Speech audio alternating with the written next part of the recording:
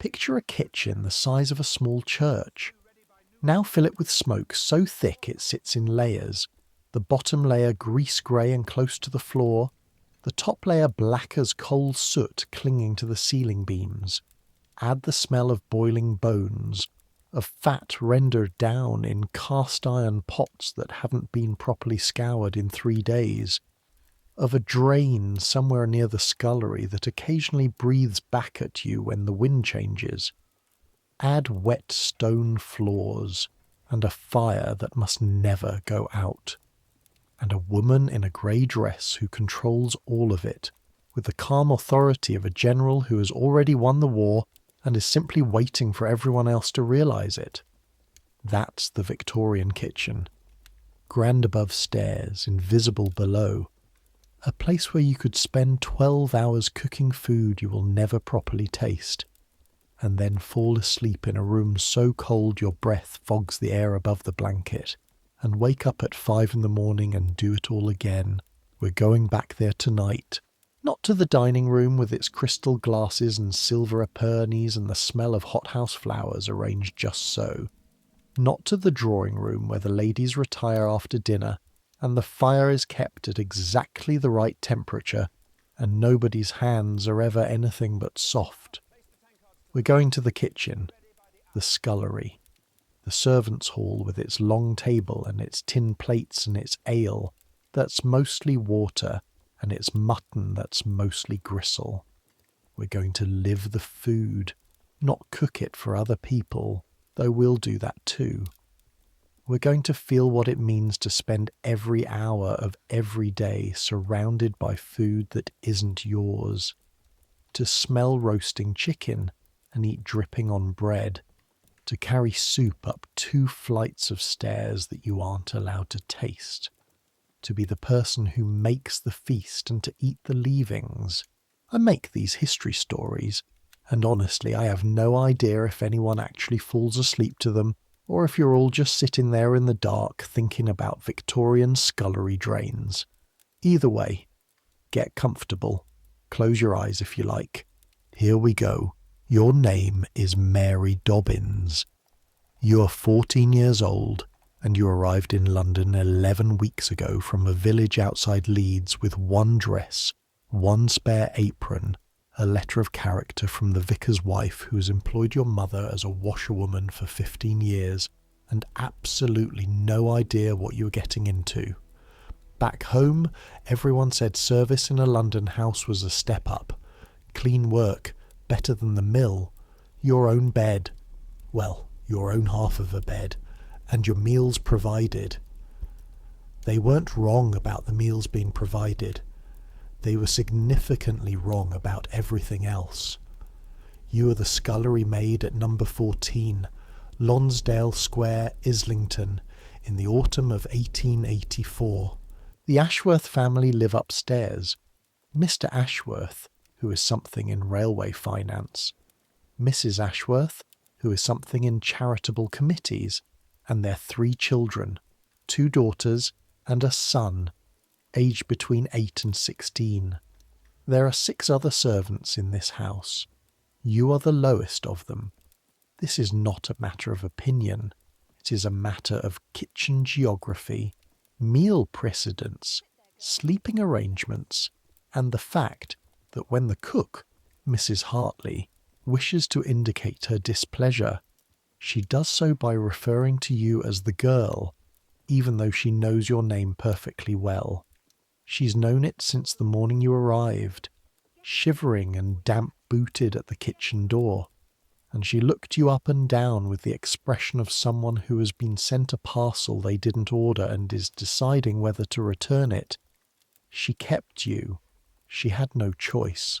The last scullery maid lasted 4 months before the cold, and the hours drove her back to Shropshire, and Mrs. Hartley cannot run a kitchen of this size without someone to wash the pots. But here is the thing nobody told you before you left Leeds. Here is the thing that takes a few weeks to fully understand, turning it over in your head during the hours when your hands are in water up to the elbows and your back is aching, and you cannot quite believe this is your life now. The thing is this.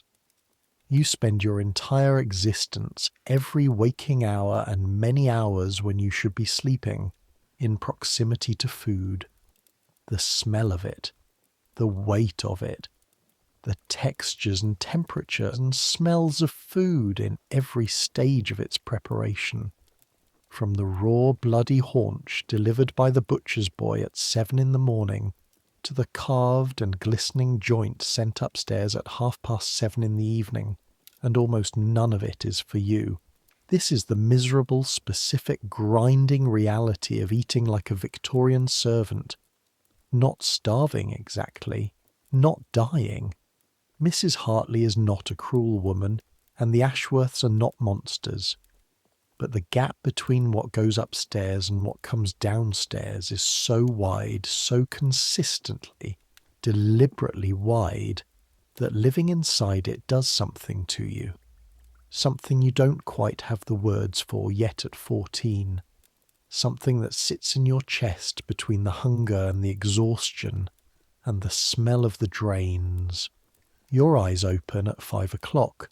The church bells from St. Mary's 3 streets over do it before your body is ready, and for a half-second you are back in Yorkshire in the room you shared with your sisters, in a bed that was lumpy but warm, and then the cold gets through the blanket and you remember.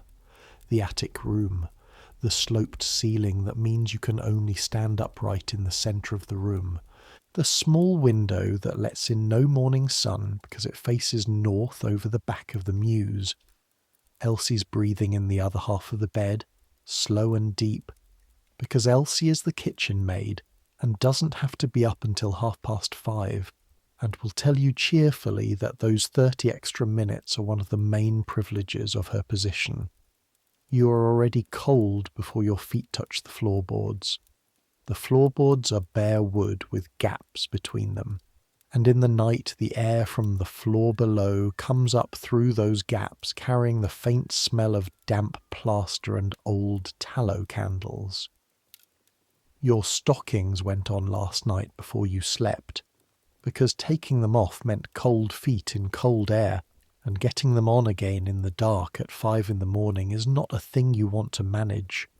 Your dress goes on over your chemise, your apron, the coarse cotton one, not the white one, because the white one is for afternoons when Mrs. Hartley decides to be particular about appearances, goes on over the dress. Your cap goes on last, the strings tied slightly crooked, because your fingers are stiff and the light is almost nothing, just the grey leaking round the curtain edge. You go down 4 flights of stairs from the attic to the kitchen.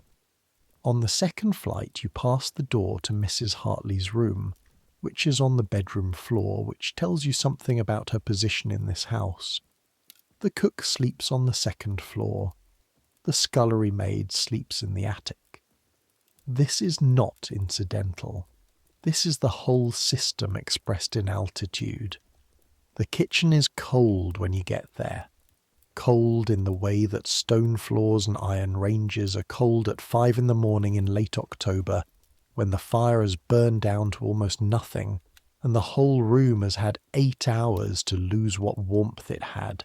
Your first job, before anything else, before the kettle, before the coal scuttle, before you have done anything for anybody, is to get that fire going again.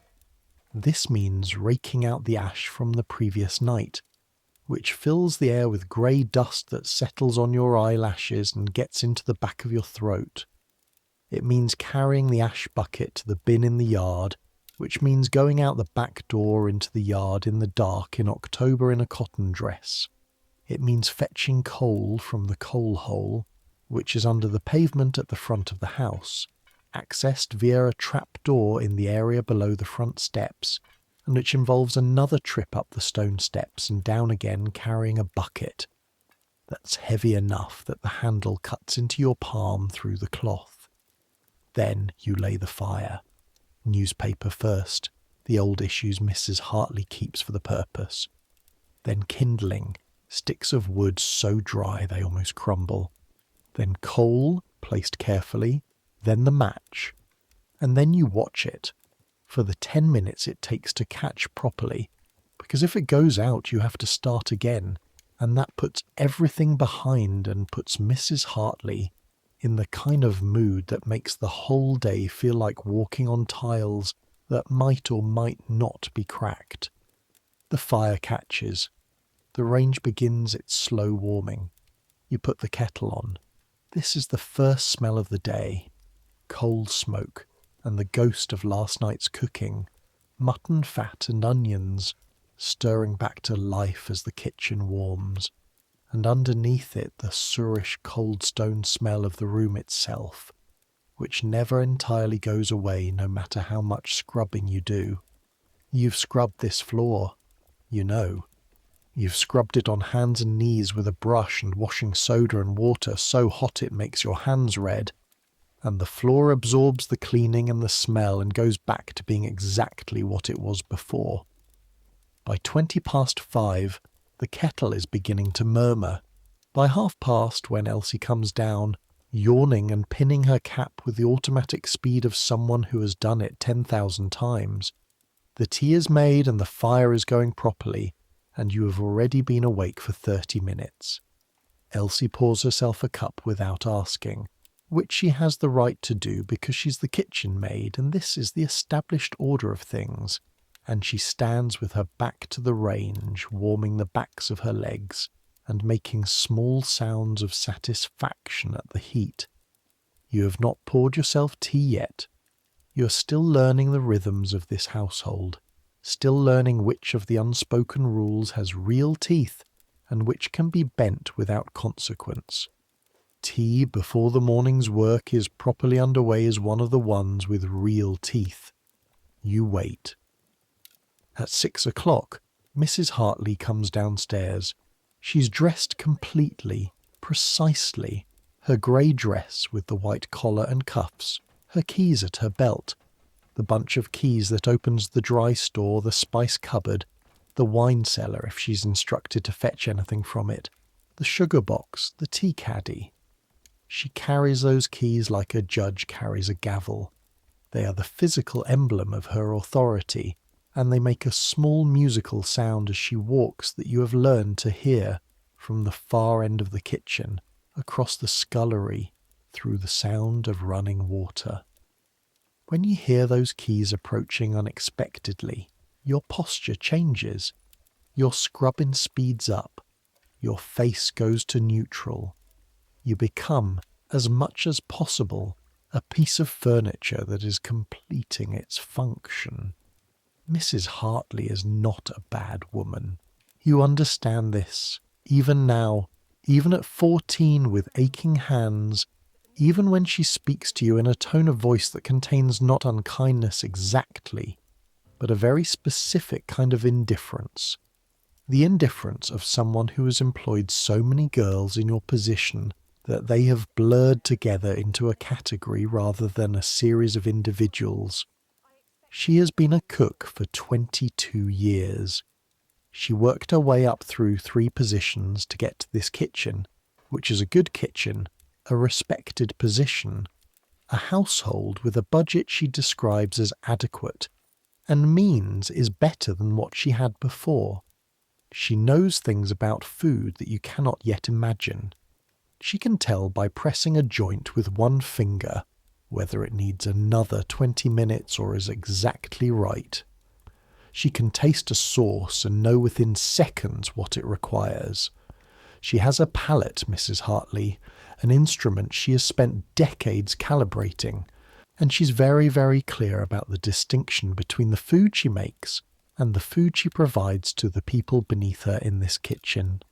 Breakfast in the servants' hall happens at 7:30, after the family's breakfast has gone upstairs and before the morning's preparations begin in earnest.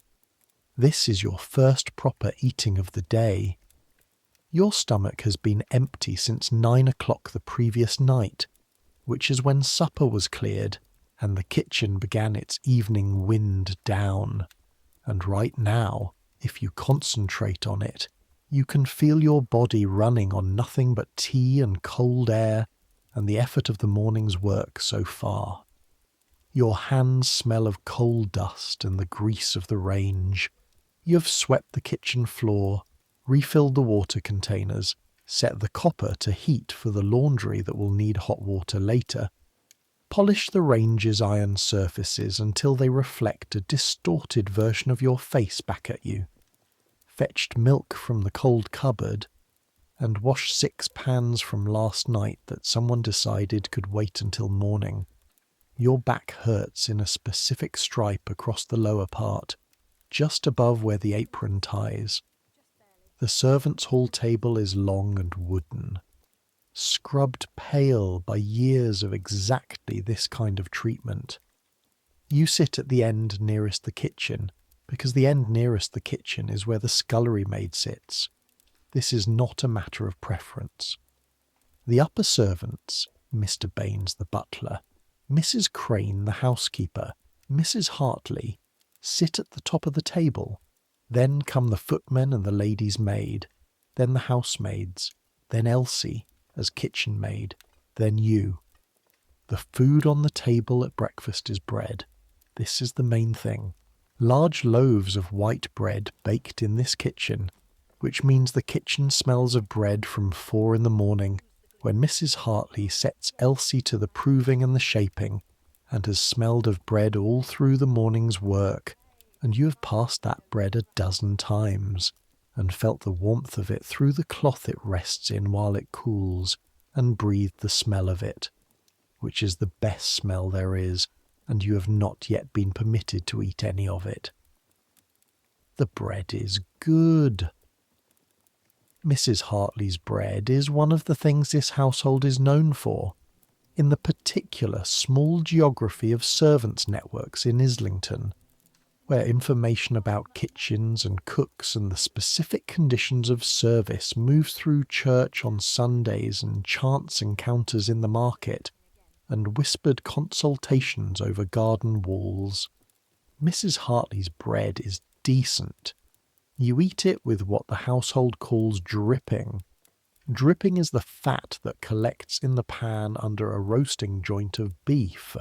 It solidifies when it cools into a pale yellowish substance with a darker, more intensely flavoured layer underneath, what Mrs. Hartley calls the jelly, the concentrated meat juices that sink to the bottom, dripping on bread. This is breakfast for the kitchen servants and for you. There is also tea. The tea served in the servants' hall is not the tea from the caddy upstairs, which is a blended Darjeeling that the Ashworth's grocer delivers in tins, and which Mrs. Ashworth has opinions about. The servants' tea is a different tea entirely, a robust, tannin-heavy blend that stains the inside of the tin mugs a deep brown, and sits in the stomach like a weight, and keeps you going in a way that more refined tea probably doesn't. You drink it with milk but no sugar, because the sugar is in the locked cupboard, and comes out of the household budget in a way that is tracked with precision. Sometimes there is porridge, oatmeal, cooked in water with salt, served in thick ceramic bowls. It is the same porridge, materially speaking, that your mother made at home in Yorkshire, and it tastes of home in a way that catches you off guard occasionally, sitting in this servants' hall with its institutional smell of boiled cloth and old gravy, suddenly ambushed by the specific soft grey flavour of it. On porridge mornings you're slightly less hungry by 8 o'clock than on non-porridge mornings. This is a meaningful distinction. There is no bacon, not for the kitchen staff. There is no egg, not regularly, not as a rule. The eggs are for upstairs, where Mrs. Ashworth's daughters like them boiled for exactly 4 minutes, and Mr. Ashworth likes his scrambled with what he describes as a generous hand, with the butter, and the kitchen produces eggs in the quantities required by the family's preferences. And the eggs are not, except in unusual circumstances for you. This is the thing that takes the longest to adjust to. Not the absence of any single food, not the bread and dripping specifically, which is not a bad thing to eat, which many working people in England in 1884 eat and are grateful for. It's the specific position of absence inside a context of abundance. If you worked in a mill, you ate what you could buy. If you worked in a shop, you ate what you could afford. But you work in a kitchen, you're surrounded all day by food in every state of preparation.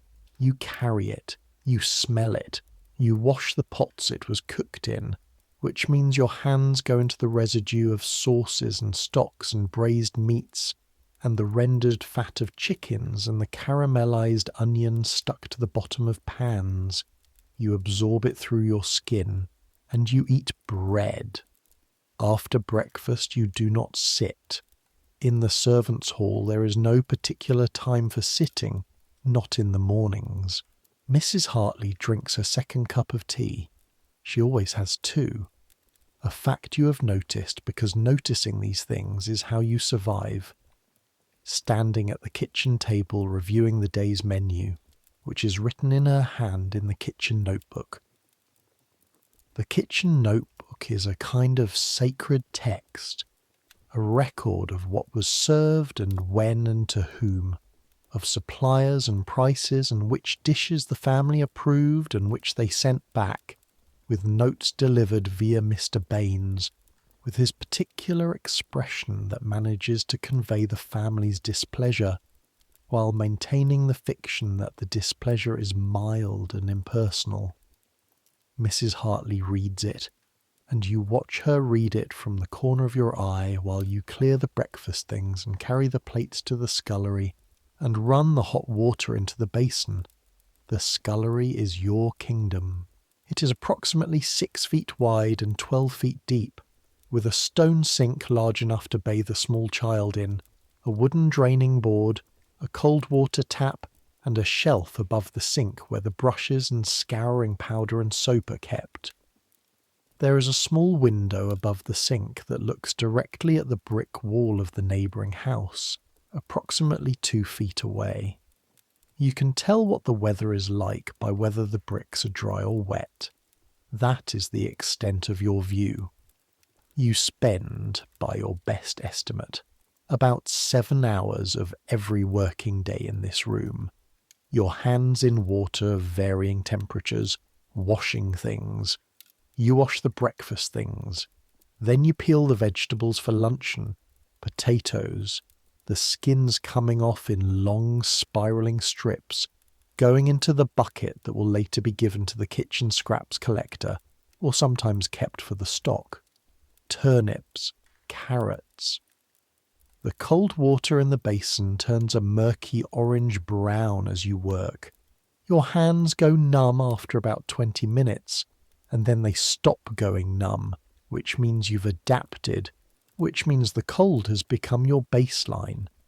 You can feel the resistance of each vegetable, the slight give of the potato skin as the peeler catches, the harder resistance of the turnip which takes more pressure from the wrist. Your wrists ache. They've ached since the second week. You think they'll probably ache for the rest of your working life, and you have learned to think about something else while you notice it. At 9 o'clock, Mrs. Hartley begins the serious morning's work. This is when the kitchen becomes something different. During the early morning, the kitchen is a space of maintenance, of preparation, of getting the house ready. At 9, it becomes a production engine, and the engine has a logic, and the logic is Mrs. Hartley's, and everything in the kitchen, including you, exists to serve that logic. Today, which is a Thursday in October, the Ashworths are having 6 guests for dinner. 6 guests means the full dinner menu.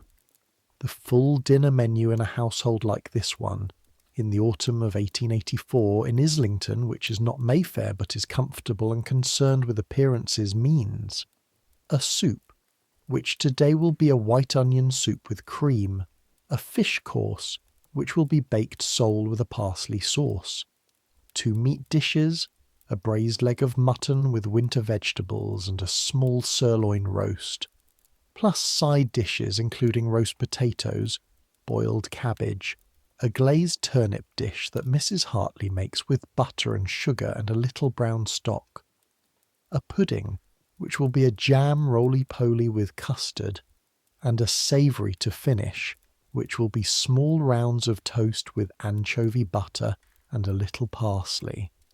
The family will eat this across approximately 2.5 hours. The cooking of it will occupy Mrs. Hartley and Elsie and you from 9 in the morning until 7 in the evening, with a break for the servants' midday dinner at 1 o'clock. The mutton goes on first. Mrs. Hartley takes the leg from the cold larder. The cold larder is a small room off the kitchen with a stone shelf and a ventilated window that keeps things at roughly the temperature of a cool autumn day, which in October is exactly right, and she assesses it. She presses the flesh with her thumb. She bends to smell it. She doesn't ask your opinion. You watch from the doorway of the scullery while pretending to be intensely focused on the carrot you're scraping, and you see the slight nod she gives herself, the private confirmation that the joint is right, and then she begins to prepare it with a precision and economy of motion that is actually beautiful to watch, though you wouldn't use that word for it, and wouldn't know who to say it to if you did. The smell when the mutton goes into the braising pot with the onions and the stock and the herbs, the smell is enough to make your stomach contract. It's a slow, deep smell, animal and rich, and it begins to fill the kitchen within 20 minutes of the pot going on the heat, and it will continue to fill the kitchen for the next 6 hours, and by the end of the day you will have breathed it so deeply and for so long that you'll carry it with you to the attic room and smell it in the cloth of your dress after you've taken it off. And for dinner tonight you will eat none of it. This is the part that requires explaining, because it seems strange from the outside and is strange from the inside even when you've been inside it for 11 weeks.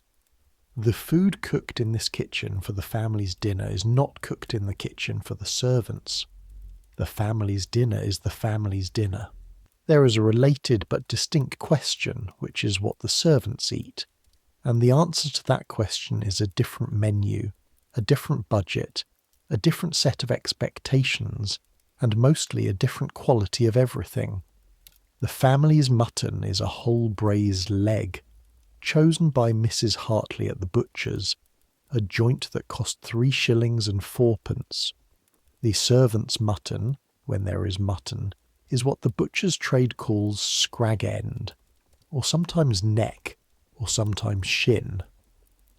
The parts with more bone than meat, the parts that require long, slow cooking to be edible at all, and that after long, slow cooking taste intensely of themselves in a way that is not unpleasant, exactly, but that is very specifically not the same as the braised leg upstairs. The servant's dinner at 1 o'clock. This is the main meal of the day for the kitchen staff, the household staff, all 7 of you who eat in that long room with its pale wooden table. It is also, in the daily rhythm of the kitchen, a slightly chaotic meal, because it falls in the middle of the day's main preparation push, and Mrs. Hartley does not stop to eat so much as she eats, while directing the kitchen's continued operation, and you eat as quickly as possible because the pots don't stop needing scrubbing just because you're hungry. Today's servant's dinner is a stew. Yesterday there was a joint of beef sent up for the Ashworth's luncheon, and the leftover beef, the rough ends, the less presentable slices, the scraps Mrs. Hartley trimmed from the joint before it went up, have been put into a pot with water and an onion and some turnip and thickened with a little flour. The result is somewhere between a thin stew and a very thick soup, grey-brown in colour with visible bits of meat and vegetable. There is bread again. There is always bread. There is cold water to drink at midday, or more tea if you want it, though by now the tea is stewed to a bitterness that most people add more milk to in hope rather than expectation. The stew is hot. That is genuinely a positive thing about it. It is hot, and it is filling, and there is enough of it, and the bread is good, and your body needs fuel because you have been on your feet since 5, and you will be on your feet until 10, and your body is 14 years old and still growing, and it uses everything you give it immediately and without ceremony. You eat the stew, you eat the bread, you drink the tea. Your body absorbs it, and your hunger recedes from sharp and specific to background and manageable, and that is the best you can say about it. Across the table, Mr. Baines is talking to Mrs. Crane about the wine for this evening's dinner, a conversation that is conducted in the particular register of upper servants, speaking about things that are important to the household's reputation, and therefore important to their own professional standing. Mr. Baines has spent 30 years in service. His posture at the servants' hall table is the same as his posture in the dining room, upright, considered, slightly removed. He eats the same stew as everyone else. This is one of the oddities of the servant hierarchy. The butler eats the same food as the scullery maid. Below stairs, the food democracy goes all the way to the top of the servant's scale, which means the butler and the housekeeper eat meals that the family would consider inadequate. Mr. Baines has never, in your observation, shown any sign of considering this beneath him. He ate his bread and his stew with the same composed attention he brings to everything, and he discussed the Riesling that Mr. Ashworth had requested for this evening with Mrs. Crane, and he showed no particular interest in the mutton braising 20 feet away that he would carry up those stairs at 7:30 and present to 6 adults who had done nothing today except discuss railway finances and attend charitable committees. After dinner you go back to the scullery. You wash the dinner things, you peel more vegetables, you refill the copper.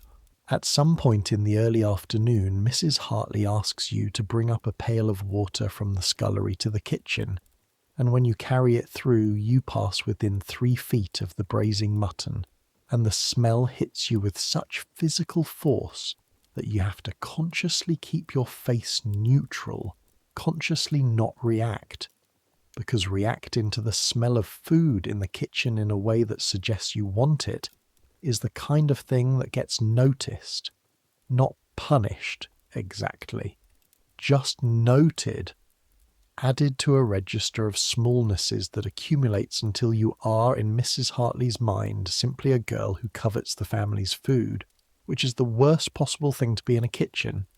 She's not wrong to enforce this. You understand this dimly, even at 14. The household runs on a separation between what is the family's and what is the servants', and that separation is maintained by everyone in the household all the time, and if that separation begins to blur, if the servants begin to taste the family's food, or take portions of it, or feel entitled to it, then the whole system becomes difficult to manage. Mrs. Hartley is not withholding the mutton out of cruelty. She's maintaining a system that she did not invent and cannot change, and within which she has to operate. And part of operating within it is ensuring that the people below her operate within it too. This does not make you less hungry. Understanding the system is not the same as the system being less hard. At 3 p.m, there is a small, unofficial, entirely unacknowledged break that happens in the kitchen between luncheon cleared away and the final preparations for dinner beginning. Mrs. Hartley retires to her room for 30 minutes. Elsie makes a fresh pot of tea. The two of you sit at the kitchen table with the tea and sometimes, not always, with a biscuit from the tin Mrs. Hartley keeps on the shelf above the flour bin. The biscuits are plain, digestive style, not the fancy biscuits that come out on the silver dish for the family's afternoon tea, which are thin and crumbly and smell of almonds and go up on a tray with the best china at 4 o'clock.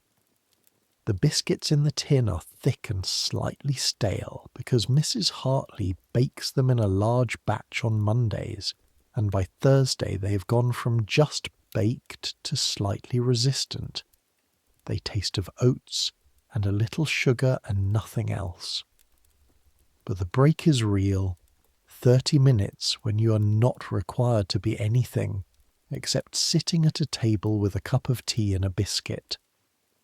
Elsie, who has been in service since she was 15 and is now 22 and has seen enough kitchens to be a connoisseur, drinks her tea and tells you things about this house, about Mrs. Hartley, about Mr. Baines, who has a complicated personal history she describes in fragments and always cuts off before the interesting part, about the family upstairs, who she knows through the medium of the food they request, the dishes they send back, the particular preferences that Mrs. Hartley has to accommodate. She doesn't like butter, Elsie says, meaning the elder Ashworth daughter, the 16-year-old. Won't touch anything cooked with much butter. You'll notice Mrs. Hartley always keeps her portion separate when it's something buttercream or sauce à la crème.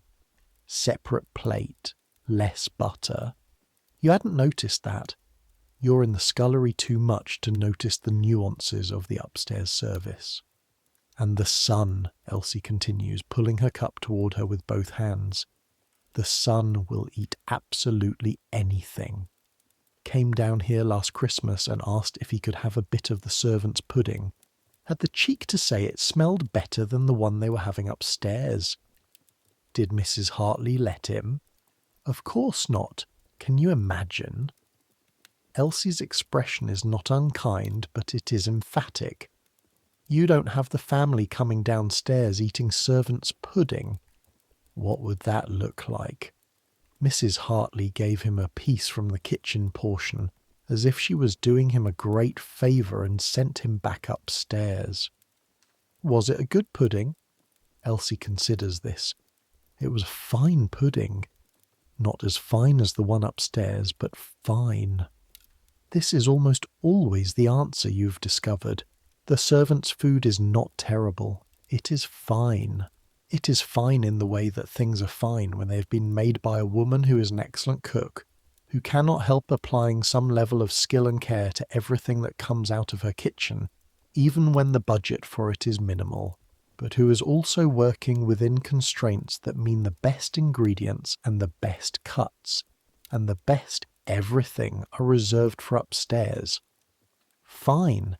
In a kitchen that is also producing genuinely excellent food 20 feet away means something that might be satisfying in a different context, and is here always accompanied by the awareness of the gap.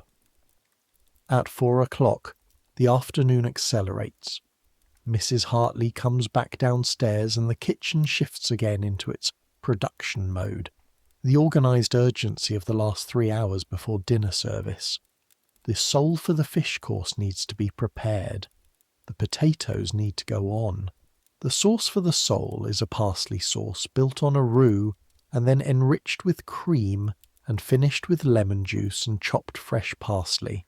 And Mrs. Hartley makes it with the focused attention of someone completing a precise scientific task, her movements economical, the sauce turning from the thick pasty roux to the smooth, glossy sauce in stages that she oversees without visible anxiety, because she's made this sauce approximately 800 times and knows it by feel. You can see it from the scullery doorway.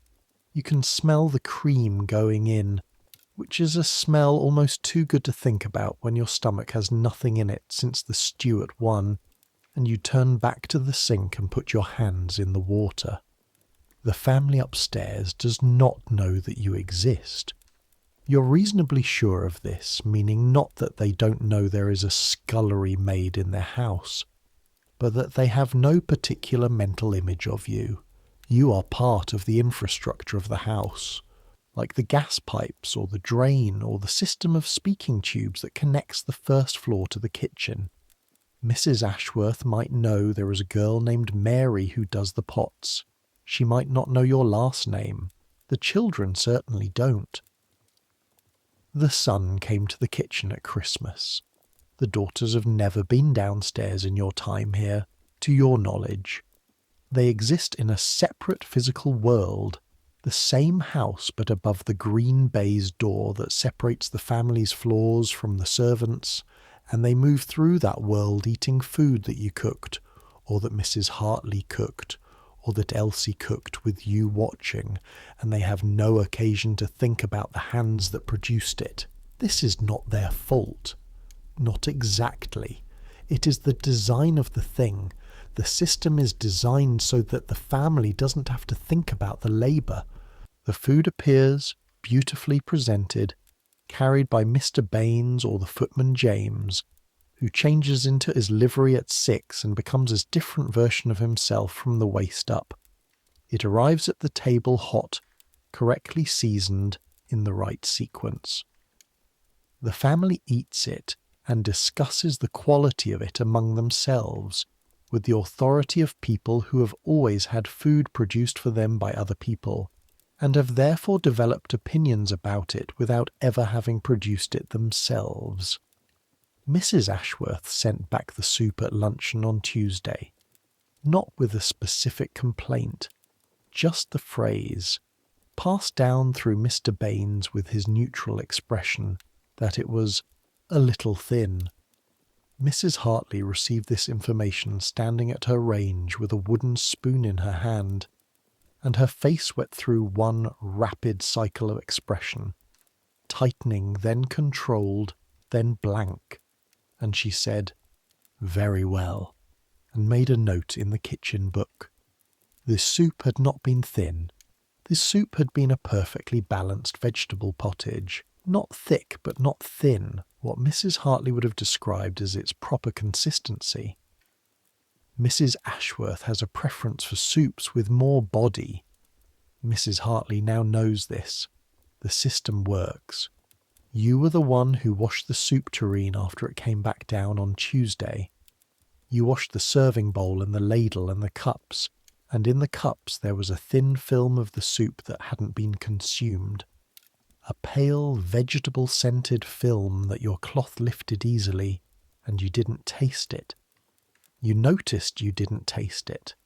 The noticing was precise and deliberate. There was soup residue in a cup you were washing, and you chose not to taste it. Mrs. Hartley would know. She would not know how, but she would know. And the kind of trust that allows a scullery maid to be left alone in the scullery is built on exactly these small choices, and you're not going to compromise it for a thimble worth of leftover pottage. You thought about the soup for about 3 minutes after the cup was clean. Then you moved on to the next cup. Supper in the servants' hall happens at 9 o'clock. After the dinner things are cleared and the kitchen has been brought back to something approaching order. By 9, you have been working for 16 hours. Your feet stopped specifically hurting around 7, and now they simply feel like you're standing on things that don't belong to you. Your lower back has graduated from the morning stripe of pain to a dull general complaint that covers the whole of the region from your shoulder blades to your hips. Your hands, which have been in and out of water all day, are red and slightly swollen, and the knuckles have the beginning of the cracking that is going to be a feature of your hands for the rest of your working life. The specific dry skin cracking that comes from alternating hot water and cold air all day, every day. You rub a little of the kitchen fat into your knuckles when Mrs. Hartley isn't watching. It helps a little. Supper is bread. This is the reliable, foundational truth of supper in this house for servants. There will be bread. Sometimes there is cheese, a sharp cheddar that Mr. Baines has been known to express opinions about, though his opinion of the servant's cheese is not something that carries weight with the grocer who supplies it. Sometimes there is cold meat, the remains of whatever was served downstairs for lunch, which comes through the kitchen in stages as it works its way from family table to servant's table to kitchen use to pot, each stage representing a lower position in the food hierarchy, each stage involving a slightly different treatment of the same raw material. Sometimes there is a dripping toast, which is bread spread with that solidified beef fat, toasted on the range fork until it crisps at the edges, and which you have come to understand as genuinely satisfying in a way that is perhaps the most honest statement about hunger you've encountered, that when you are tired enough and hungry enough, dripping toast at 9 o'clock at night is not a consolation prize. It is a real thing. It is hot and fatty and salty, and it is exactly what your body wants after 16 hours of cold and wet and effort. Tonight, after the dinner party, after the family's braised mutton and their sole and their roly-poly have been cooked and carried and served and cleared and brought back down, tonight there is something different. There is always something different after a dinner party. This is one of the complicated negotiations of the kitchen economy. The question of what happens to the remains of the family's dinner, and the answer is subject to interpretation. Mrs. Hartley has the legal and practical authority to decide what happens to the leftovers. The leftover food is technically the Ashworths' property, but the Ashworths don't come downstairs to supervise its disposition, and Mrs. Hartley knows what's practical and what's possible, and on dinner party nights there is generally more food in the kitchen at 9 o'clock than there would be on a regular evening. Not because Mrs. Hartley sets aside portions for the servants. That would be taking from the family, and Mrs. Hartley does not take from the family. But because people cannot always eat everything that is set before them, and because a household that serves dinner for 6 requires a margin of excess to ensure nothing runs short, and because that margin, when it isn't needed, ends up in the kitchen, tonight there is a bowl of the white onion soup, perhaps 2 cups worth, that was brought back when the second batch wasn't needed. The sole was eaten, but the parsley sauce came back 3/4 full in its sauce boat. The mutton produced a quantity of braising liquid that is, technically, a very good stock, and in the bottom of the serving dish there are the smaller pieces, the bits that didn't carve cleanly, the meat that pulled away from the bone when the joint was rested. There is a piece of roly-poly roughly the size of your hand, which is not all that large but is undeniably a piece of roly-poly pudding with jam in it. Mrs. Hartley takes these things. She takes them with the air of someone performing an administrative function, distributing resources where they are most efficiently deployed. She ladles the soup into bowls. There isn't enough for everyone, so she gives it to Elsie and to James the footman and to herself. The scraps of mutton she puts into a dish and sets on the table. The sauce she puts in a smaller dish beside it. The roly-poly she cuts into slices with the same precision she applies to everything and distributes them around the table. You get a slice of roly-poly approximately 1.5 inches thick. You get some of the mutton scraps and a spoonful of the parsley sauce. You get your bread, which is what you would have had anyway, and you sit at the end of that long table in your red hands and your aching back, and you eat the remains of the dinner party, and it is, without question, the best food you have eaten in 11 weeks. This is the thing about the roly-poly. The roly-poly is not an accident of generosity. Mrs. Hartley did not suddenly decide to be generous tonight. She took the roly-poly because it was going to go stale by morning if it stayed on the cold shelf, because puddings that have been cut and served don't keep well, and because to throw away food is a genuine waste and Mrs. Hartley does not waste things. And the roly-poly is here, on this table, for these 7 tired people. And the jam inside it is a sharp blackcurrant jam that Mrs. Hartley made herself in the summer, from fruit bought cheaply at the market, and the suet pastry is dense and slightly sticky in a way that is exactly right, and you eat it, and it is sweet and hot and real, and for approximately 3 minutes you're not tired or cold or conscious of your hands. 3 minutes is enough. It's more than enough. It's what you get. The morning after a dinner party is, if anything, harder than the dinner party itself. The kitchen takes a kind of beating from a full service. Pots that were scraped and stacked rather than properly washed. Surfaces that were wiped but not scoured. The range that needs its morning ash raking, plus a more thorough cleaning of the drip trays that caught the fat from last night's roasting. You're at it from 5 as always, and the additional work of last night's aftermath means that by 8, when the family's breakfast goes up, you have already done 3 hours of harder than usual work on less sleep than you needed. The family's breakfast goes up in stages.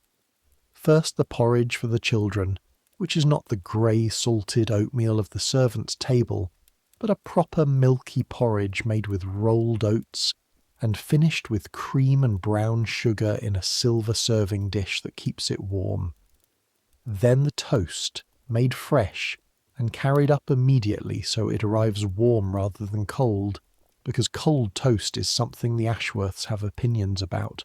Then the kidneys and the bacon and the eggs, because it's Friday and Mr. Ashworth has his routine, and his routine involves a cooked breakfast on Fridays. The kidneys are prepared by Mrs. Hartley with butter and a little Worcestershire sauce in a pan so hot it spits. The smell is extraordinary. The smell fills the kitchen and the scullery and wafts into the servants' hall, where you're eating your bread and dripping, and it is the most specific kind of olfactory cruelty. The smell of something being cooked in butter for someone else. Elsie notices you noticing it. "You'll get used to it," she says. "This is what everyone says. You'll get used to it. It gets easier. You stop noticing." You're not sure you believe this, but Elsie has been in service for 7 years and appears to have survived it, so perhaps it's true. Perhaps there is a version of yourself in the future that stands at the scullery sink and smells kidneys being cooked in butter 30 feet away and feels nothing in particular. The thought of becoming that person is both reassuring and faintly depressing. You're not sure which feeling is the more honest response. You eat your bread. The dripping this morning is particularly good. Mrs. Hartley saves the dripping from the sirloin, which is the best of all the drippenings, richer and deeper than the mutton fat, and the bread is fresh from yesterday's bake and slightly soft still in the middle, and you eat it and drink your tea and you are not specifically suffering. This is the truth you keep arriving at, and not quite knowing what to do with. You're not specifically suffering. You're tired, and your hands hurt, and the gap between what you eat and what you cook is very wide and very daily, but you are not starving. You are not in danger. You are a 14-year-old girl who has a roof over her head, and work that is understood as respectable, and a body that is, despite everything, being fueled enough to keep going. The body's tolerance for this is remarkable, actually. Not remarkable in an admiring way, but remarkable as a fact. 14-year-old bodies are engines built for exactly this kind of sustained, unglamorous effort. You carry coal buckets and water pails and full washing baskets without being able to name the muscles you are using. You stand for hours in the same posture without your legs giving way. Your hands adapt to the hot water in weeks rather than months. Your back complains but does not break. You're a machine for survival, and the machine is running, and the fuel going in is bread and dripping and stew and tea, and occasionally a thimble of apple cake that Elsie bakes on Sunday afternoons, where Mrs. Hartley is at church and the kitchen belongs briefly to the two of you. The apple cake is important, not because of what it is, a plain sponge cake with apples in it, made with the cheapest apples from the market, the bruised ones the greengrocer sells off at reduced prices on Friday afternoons, and not much sugar and a bit of cinnamon if Elsie can get into the spice cupboard without Mrs. Hartley noticing, which she usually can, but because of how it comes into being. Elsie makes it because she feels like it, because the kitchen is temporarily hers, because the act of making something for its own sake, for the people you work alongside rather than for a dining room you'll never eat in, is a different kind of making. The cake goes on the table in the servants' hall on Sunday evenings, and everyone takes a piece, and nobody says it's fine. They say it's good. They say thank you to Elsie, who receives these thanks with a pleasure that is not quite vanity, but is the satisfaction of having made something that was wanted. You have started to understand slowly in the spaces between the tasks that this is one of the things that sustains people in these positions, not the food itself exactly, but these small islands of self-determination in an ocean of prescribed function. The apple cake, the 30-minute tea break, the fact that in the servants' hall you sit where the seating hierarchy puts you, but the conversation is the servants' own. Nobody from upstairs comes down to monitor what you talk about, and what you talk about is everything. The gossip of the household and the street and the newspapers that Mr. Baines reads and leaves in the hall, and that you occasionally get a paragraph of before someone else picks them up. November arrives in this kitchen with damp and cold and the additional work of fires. Every fireplace in the house needs regular attention in November, which means the housemaids are bringing down more ash and requiring more coal, and the coal trips multiply, and the cold comes through the scullery window in a way it didn't in October, because October still had traces of autumn warmth, and November does not. Your dress gets a layer added to it, a wool under bodice that your mother sewed for you before you left, and that you put on in late October and will not take off until March. It makes you look slightly more substantial than you are.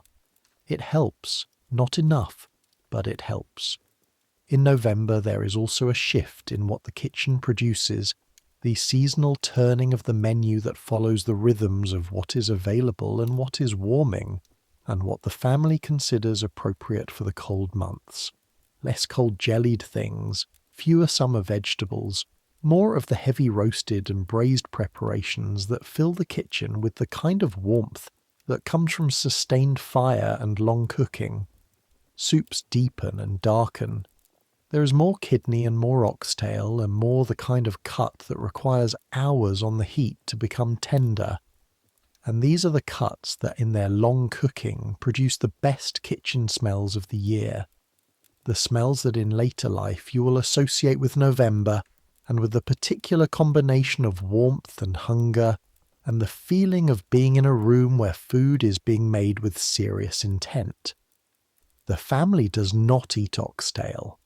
This is something you learn in November when Mrs. Hartley makes an oxtail stew for the servants' dinner, a long-simmered, deeply savoury thing with onions and root vegetables and a glass of stout that she pours in from a bottle that appeared from somewhere you didn't see, and it is the best thing you've eaten in 2 months. You eat it slowly.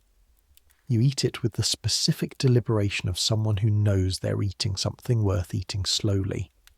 You eat the bread with it, and dip the bread into the dark, thick gravy at the bottom of the bowl. Elsie watches you with something like satisfaction. "That's a proper dinner," she says. It is. It is a genuinely proper dinner, and it's the servants' dinner, not the family's dinner. The oxtail is cheap. The stout cost pennies. The vegetables are the ordinary root vegetables that appear in enormous quantities in this kitchen in November. Mrs. Hartley has made something exceptional from ingredients that cost less than the parsley sauce she made for the sole last Thursday. This is, you will later understand, one of the fundamental facts of British working-class food. The cheap cuts cooked well are frequently superior to the expensive cuts cooked correctly, but without inspiration. The oxtail stew is better than the braised sirloin. Not because the sirloin is bad, Mrs. Hartley doesn't make bad things, but because the oxtail rewards long cooking in a way that sirloin doesn't, and because Mrs. Hartley, when she cooks for the servants, is cooking without the particular anxiety of the family's scrutiny. And that absence of anxiety might, you think, be reflected in the food. You don't say this to Elsie. You're not sure you have the words for it yet. You have the feeling of it, the sense of a truth you can't quite articulate. You eat the oxtail stew and drink the tea and go back to the scullery, and your hands go back into the water, and the truth remains in your chest. Not yet a thought, just a warmth. The question of what you're allowed to eat, and when you're allowed to eat it, has a formal structure that it took you several weeks to map fully. The formal structure is this. The household budget allocates a specific amount per week per servant for food. This is administered by Mrs. Crane, the housekeeper, and Mrs. Hartley, who orders the food. The allocation is not large. It is sufficient by the lights of 1884 for a working person in domestic service. It does not include, as a matter of course, anything that the family considers a luxury food.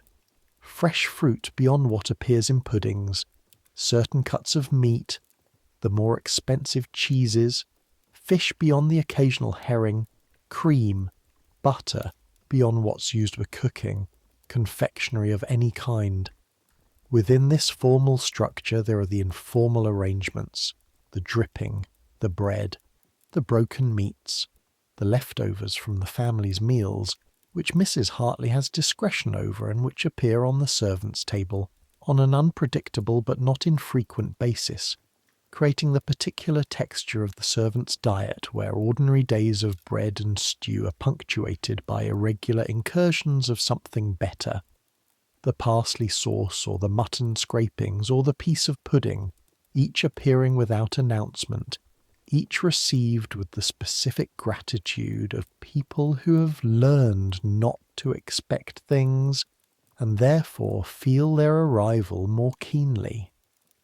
There is also what Mrs. Hartley calls the kitchen portion. When she bakes a cake for the family, a Victoria sponge, a fruit cake, the particular almond tartlets that Mrs. Ashworth likes to serve with afternoon tea, she bakes slightly more than required and keeps the surplus for the kitchen. This is not theft. This is part of the system, acknowledged by Mrs. Crane, understood by the household. The cook's portion, in the old language of domestic service, the small perquisite that makes the position bearable. Mrs. Hartley has held on to this with the tenacity of someone who knows that the perquisites of a position are worth more than their monetary value because they are the difference between a job that is merely work and a job that is your life. The kitchen portion of the Victoria sponge is smaller than the family sponge and has a slightly lower ratio of jam and cream because the cream is expensive and goes primarily upstairs. The kitchen sponge is 2 layers of slightly denser sponge with a thin spread of the blackcurrant jam that Mrs. Hartley made in August, and it appears on the kitchen table on Saturday afternoons, which is the Ashworths' regular afternoon for receiving guests, because where the family has guests, the kitchen has cake. You eat a slice of the kitchen sponge on a Saturday afternoon in mid-November, standing at the kitchen table because the servants' hall is occupied with some other task and the kitchen is empty for a moment. You eat it standing up, which is how you eat most things when they're not formal meals. You eat it in about 3 minutes because you've been in the scullery for 2 hours and there's more to do, and you're aware of the time. But the 3 minutes are good. The sponge is a little dry, but the jam is extraordinary.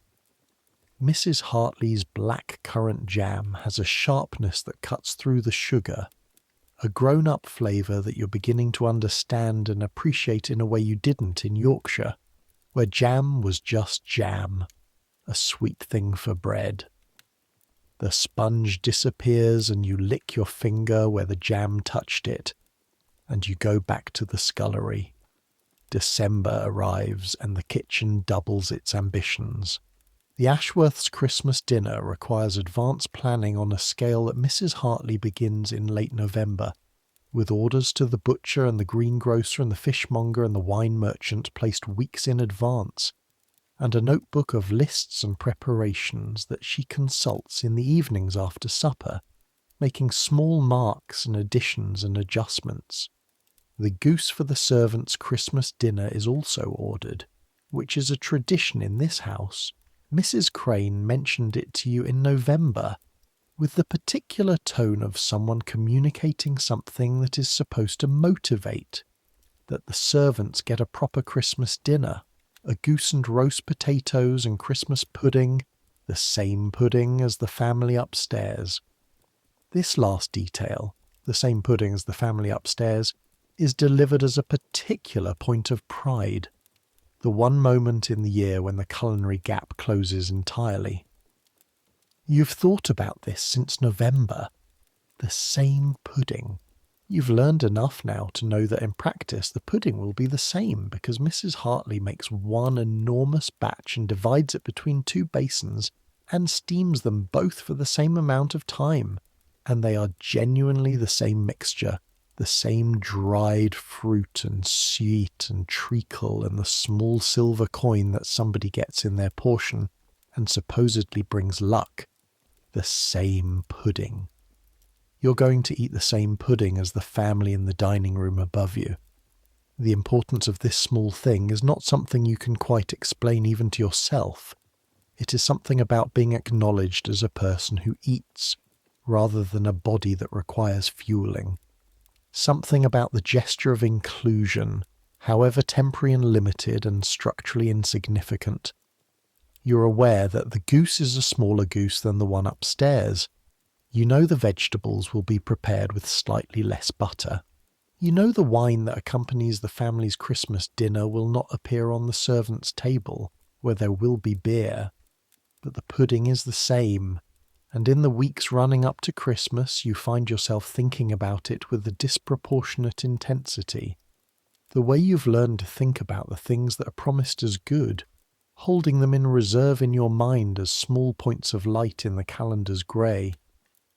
The week before Christmas, the kitchen operates in a sustained high pitch. Mrs. Hartley is at the range by 5 every morning, Elsie beside her by past, and you're at the scullery sink without pause from before 6 until after 10 at night, washing a volume of pots and pans and bowls and implements that seems to grow each day. Your hands are so cracked by mid-December that the knuckles have begun to bleed when you flex them in the cold, thin lines of bright red that you press cloths to in the evenings and rub with the kitchen fat and bandage loosely with strips of cotton from a piece of old apron.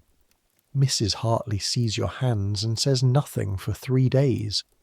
On the 4th day she gives you a small tin of cold cream, the kind from the chemist, and tells you to use it at night. She gives it to you without ceremony or explanation, sets it on the edge of the scullery sink and walks away, and you say thank you to her retreating back and she doesn't answer. The kitchen on Christmas Eve smells like a memory you haven't yet formed. The Christmas pudding is steaming in its basin, filling the kitchen with the smell of treacle and mixed spice and brandy, a smell so dense and seasonally specific that it is already becoming the smell of Christmas to you, overwrite in whatever Christmas smelled like before. The mince pies are lined up on the cooling rack, 24 of them, their pastry tops golden, the mincemeat inside them smelling of dried fruit and suet, and the particular spice sweetness of cloves. The goose for tomorrow is hanging in the cold larder, plucked and dressed and waiting. The preparations for the family's Christmas dinner, which will be a grander affair than tonight, with additional dishes and a more formal service, are advanced enough that Mrs. Hartley seems, for the first time in your 11 weeks here, marginally less tense than usual. She moves through the kitchen with the specific ease of a general who has made all the necessary preparations and knows the morning will go according to plan. At 10 o'clock on Christmas Eve, Mrs. Hartley does something you have not seen her do before, and will not see her do again until New Year's. She produces a bottle of port from the wine cellar, with Mr. Baines's assistance since it requires his key, and pours a small glass for every member of the household staff, including you. The glass is a proper wine glass, not a mug. The port is a tawny, deep and sweet and warming, and you hold it slightly awkwardly because you've never held a wine glass in your life. And Mrs. Hartley stands at the end of the kitchen table and says, "Happy Christmas," in the same tone she uses to say most things, which is direct and slightly formal, and everybody drinks. The port is remarkable. You've had small beer and you've had occasional tastes of things over these months. The residue in pots, the tiny amounts that couldn't be avoided. But this is the first time you've been intentionally given alcohol by an adult in a social context, and it goes into your empty stomach. It's late. There's been no supper yet. With an immediate warmth that spreads into your chest and your cold hands, and makes the kitchen feel slightly less large, and the day's work feel slightly more distant. You drink it in small sips because you're very aware that this is a gift, and you want to make it last. Around you, the others are doing the same. Elsie and James, the footman, and the housemaids, all of them a little softened by the port and the lateness of the hour and the proximity of Christmas. Mrs. Hartley finishes her port and sets the glass down and says supper is on the table.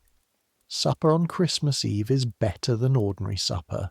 There is bread, obviously, but there is also cold ham and a dish of pickles and a piece of the Stilton cheese that Mr. Baines has been maintaining in the cellar, and which turns out to be, when finally cut, something astonishing. Blue-veined and sharp and crumbly, spreading slightly onto the knife, smelling powerfully of itself. You eat a piece of Stilton on Christmas Eve 1884, standing at the servants' hall table in your cracked hands and your oil-lamp-lit kitchen and your 14 years, and it is a flavour so strong and strange and real that it stays with you. You can call it back years later with perfect clarity. The Stilton and the port and the warm kitchen and Mrs. Hartley's face in the lamplight, uncharacteristically neutral, almost comfortable, on the one evening of the year when the kitchen allows itself to be simply warm. Christmas Day. The goose for the servants' dinner goes into the range at 9 in the morning, alongside the preparations for the family's Christmas dinner, which begin at the same time on an entirely parallel track. The kitchen becomes a double kitchen, in effect, 2 dinners being cooked simultaneously, the family's dinner more elaborate but the servants' dinner claiming its own space on the range, and in the oven, and in Mrs. Hartley's attention. She tends both with an equanimity that suggests she has been doing this for years, and has the logistics arranged in her mind so precisely that she is never in danger of confusing which is which. The servant's goose is a smaller bird than the family's, a fact that is never mentioned and is none the less apparent to anyone with eyes. It fills the kitchen with its own smell, the particular fat and sage smell of roasting goose that is different from chicken and different from beef, and is, you decide as it develops through the morning, exactly what Christmas should smell like. Elsie makes the bread sauce, stirring it carefully over the heat, the milk thickening around the breadcrumbs, the onion and cloves giving it a complexity that seems beyond what it should be for something made of milk and bread. The potatoes are roasted in goose fat. Mrs. Hartley tilts the roasting tin slightly toward the servant's goose to catch the drippings, and then spoons them over the potatoes with the same care she gives the family's roasting tin.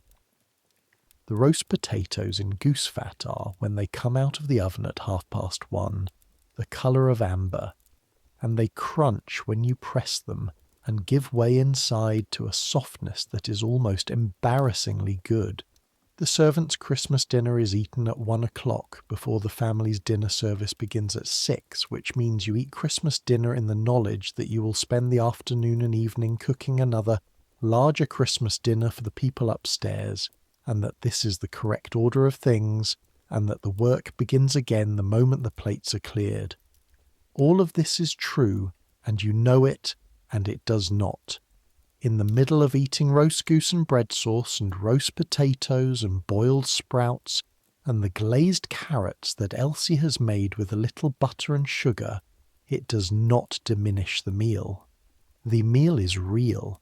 The meal is happening now. You are eating it now. The afternoon can wait. The pudding comes out of its basin at the end. Mrs. Hartley unmoulds it onto a plate and carries it to the servants' hall table, and it is dark and dense and gleaming, and she pours a small amount of brandy over it and lights it with a match. And for a moment the pudding burns with a blue flame that flickers and dances and illuminates the faces around the table with a light that is entirely unlike the steady oil lamps. Everybody watches the flame. Nobody speaks. The flame dies down. Mrs. Hartley slices the pudding with the authority of someone who's done this many times, and the slices go around the table and you get yours, and the coin, the small silver sixpence, is in your slice. Luck, supposedly. A silver sixpence is real money, enough for 2 or 3 meals, but more than the money, the feeling of finding it with your spoon, the small hard resistance of the coin against the pudding's give, and looking up to find everyone watching you, and Elsie grinning, and Mrs. Hartley's expression which contains something very nearly like warmth. That feeling is the thing you carry out of Christmas dinner into the long afternoon.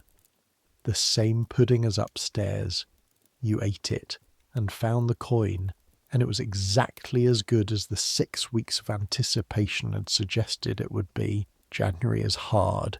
After Christmas there is always January in a Victorian kitchen, which means the warmth and the brief abundance are over, and the cold has settled in for its long stay, and the range must be kept going all day and night, because otherwise the pipes freeze, and the kitchen is simultaneously cold because stone floors hold cold like stone holds cold, and hot near the range because the range is the one source of warmth, and you have to be near it to work, and the oscillation between the two temperatures is its own particular cruelty.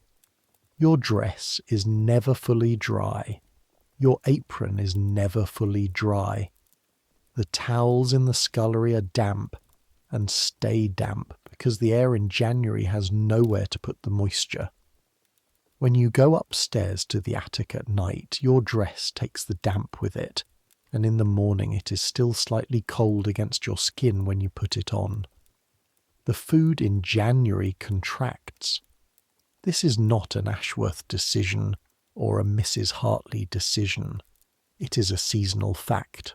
The market in January has root vegetables and storage crops and very little else, and the winter version of the servant's diet is its stripped-down self. More bread than ever, more dripping, more potato, more turnip, more of the long-simmered soups made from stock bones that the butcher provides cheaply because they are otherwise waste. More of the thick oatmeal porridge that at least sends you to the scullery warm in your middle if nothing else. The variety is limited, and you begin to feel the limitation in a way that is not quite boredom, because boredom implies that something more interesting was possible, and you've just chosen not to do it. It's more like a narrowing, the world of food getting smaller, day by day until the main event of any given meal is the bread, and whether the dripping is good or not. It is in January on a Tuesday that you do the thing you've been not doing for 4 months. You do it without deciding to do it, which is perhaps how these things happen. Not as a decision, but as a moment of impulse that only becomes a decision in retrospect, once you're standing with the evidence of it in your hand. You're washing a pot, a deep copper pot that held a batch of Mrs. Hartley's chicken stock. The stock has gone upstairs to be used in a soup for the family's lunch. The pot is being washed by you in the scullery.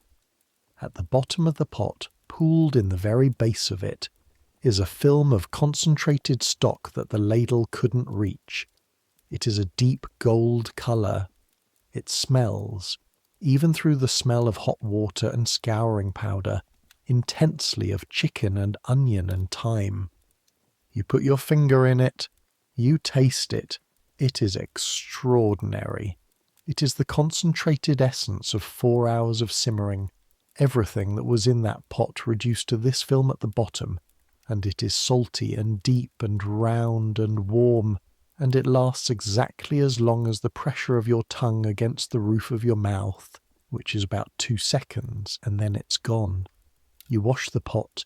You stand in the scullery with your hands in the water and your heart going at a slightly elevated rate, waiting for the sound of keys in the corridor, waiting for Mrs. Hartley's footstep in the kitchen doorway. Neither comes. The kitchen is quiet. You wash the pot and dry it and put it on its hook, and you do not taste the stock pot again for 3 weeks. But you think about it. You think about what it means, and whether you are the kind of person who does that thing, and whether it matters, and the answer to the last question is complex enough that you stop trying to arrive at it and just go on scrubbing.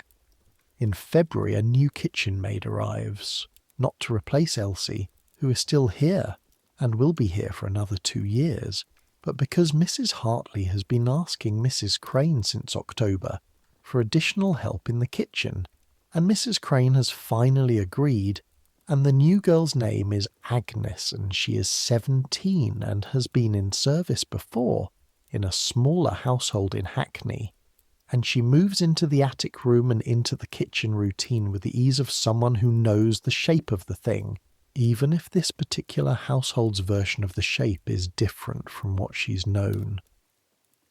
Agnes changes the texture of the attic room and the kitchen in ways that take weeks to fully map. She is louder than Elsie. She has opinions, expressed freely, about the quality of various household items. The mattress, worse than Hackney. The dripping, not as good as Hackney. The bread, better than Hackney. The cook, no comment since she's listening. She has a store of information about servants' food in various households, gathered from 3 years in service and the extensive network of information exchange that exists between servants in London, passed around at church on Sundays and at the park gates on afternoons off. The detailed accounting of what different households feed their staff, and whether this is considered adequate or otherwise. Hartley's stew is better than average, Agnes tells you on her 3rd evening, eating the servant's supper with the analytical attention of a food critic. I had a situation in Bethnal Green where they served the same pot of soup for 4 days running. Just kept adding water. Day 4 it was basically hot water, with memories of soup. You think about this. That's not legal, you say. Of course it's not legal. What does legal have to do with it? Agnes applies herself to her bread. You've not had a bad situation yet. This is a decent house. Hartley's strict, but she's fair and she knows her business and she feeds you properly. Relatively. Relatively. Relatively. Agnes is definitive on this point. Properly fed doesn't mean the same as fed the same food as the family. Nobody gets fed the same food as the family. That's not how service works. But relatively, For what this is, Hartley's decent. I've had worse. The information about other households makes you recalibrate slightly. 4 days of watered soup in Bethnal Green. The dripping is not bad here. The bread is genuinely good. On stew nights there is actual meat in the stew. On dinner party nights there are the scraps, the parsley sauce, the occasional piece of pudding. Mrs. Hartley's Christmas dinner was, by any standard, a real Christmas dinner. Relatively.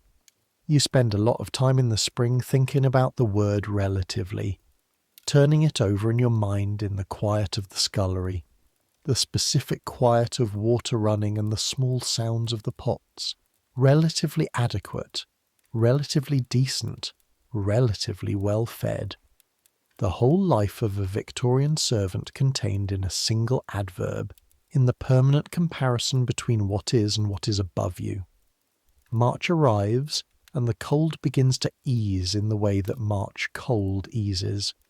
Not fully, not warmly, but with occasional hours of thin, pale sun that make the yard at the back look different for a moment, make the brick walls look less permanently grey, make the patch of sky above the area steps look briefly like it might eventually in a few months be blue. You take the coal bucket out in the mornings and you feel the difference in the air, the tiny fraction of warmth that distinguishes March from February, and your body registers it before your brain does. A small animal response to the seasonally reliable fact that it will not always be this cold. In March there are new vegetables at the market.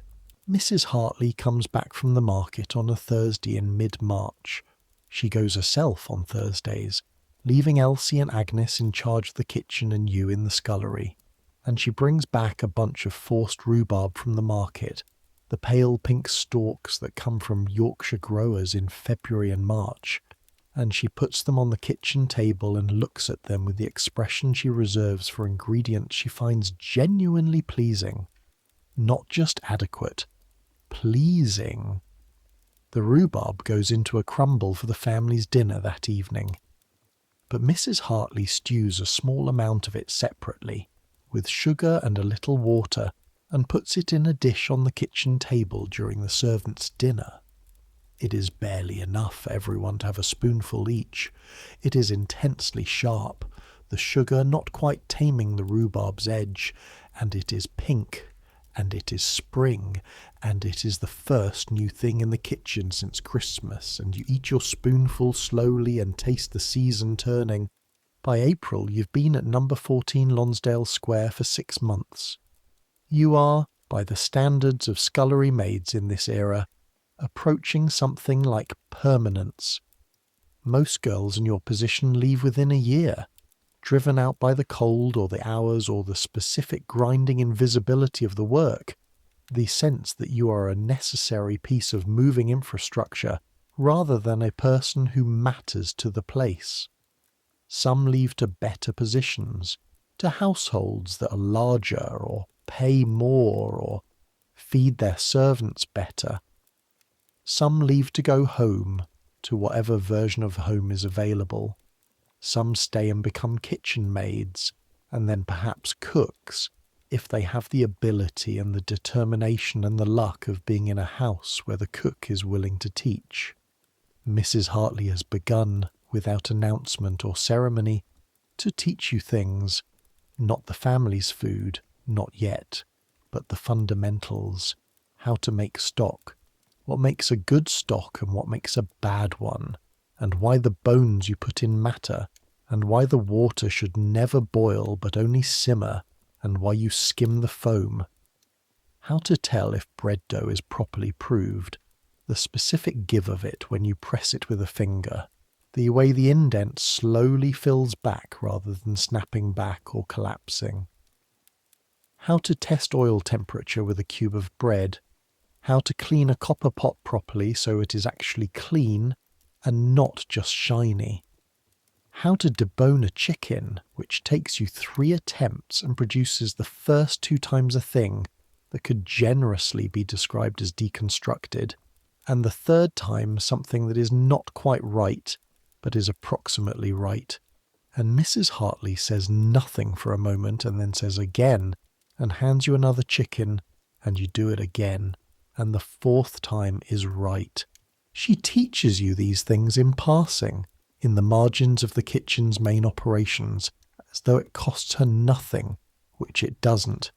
She is demonstrating technique she already knows in the course of work she would be doing anyway. But the teaching is deliberate. She is choosing to show you rather than simply do it in front of you. The distinction is small and significant. It means she has decided you are worth teaching. It means she is making a small investment in the future version of you, the one who might be capable of more than pot washing. You cannot quite articulate what this means to you without making it larger than it is. It is not a promotion. It is not a raise. It is not a change to your diet or your hours or your sleeping arrangements or the temperature of the attic room. It is a cook showing a scullery maid how to make stock. And it is the most important thing that has happened to you in this kitchen. And you know this in the same way you know things that don't fit comfortably into the categories you have available. On a Tuesday in late April, Mrs. Hartley makes a cheese sauce. The cheese sauce is for a macaroni dish that is going upstairs for the family's light supper. A Tuesday evening dish when the family doesn't have guests and the cooking is less elaborate.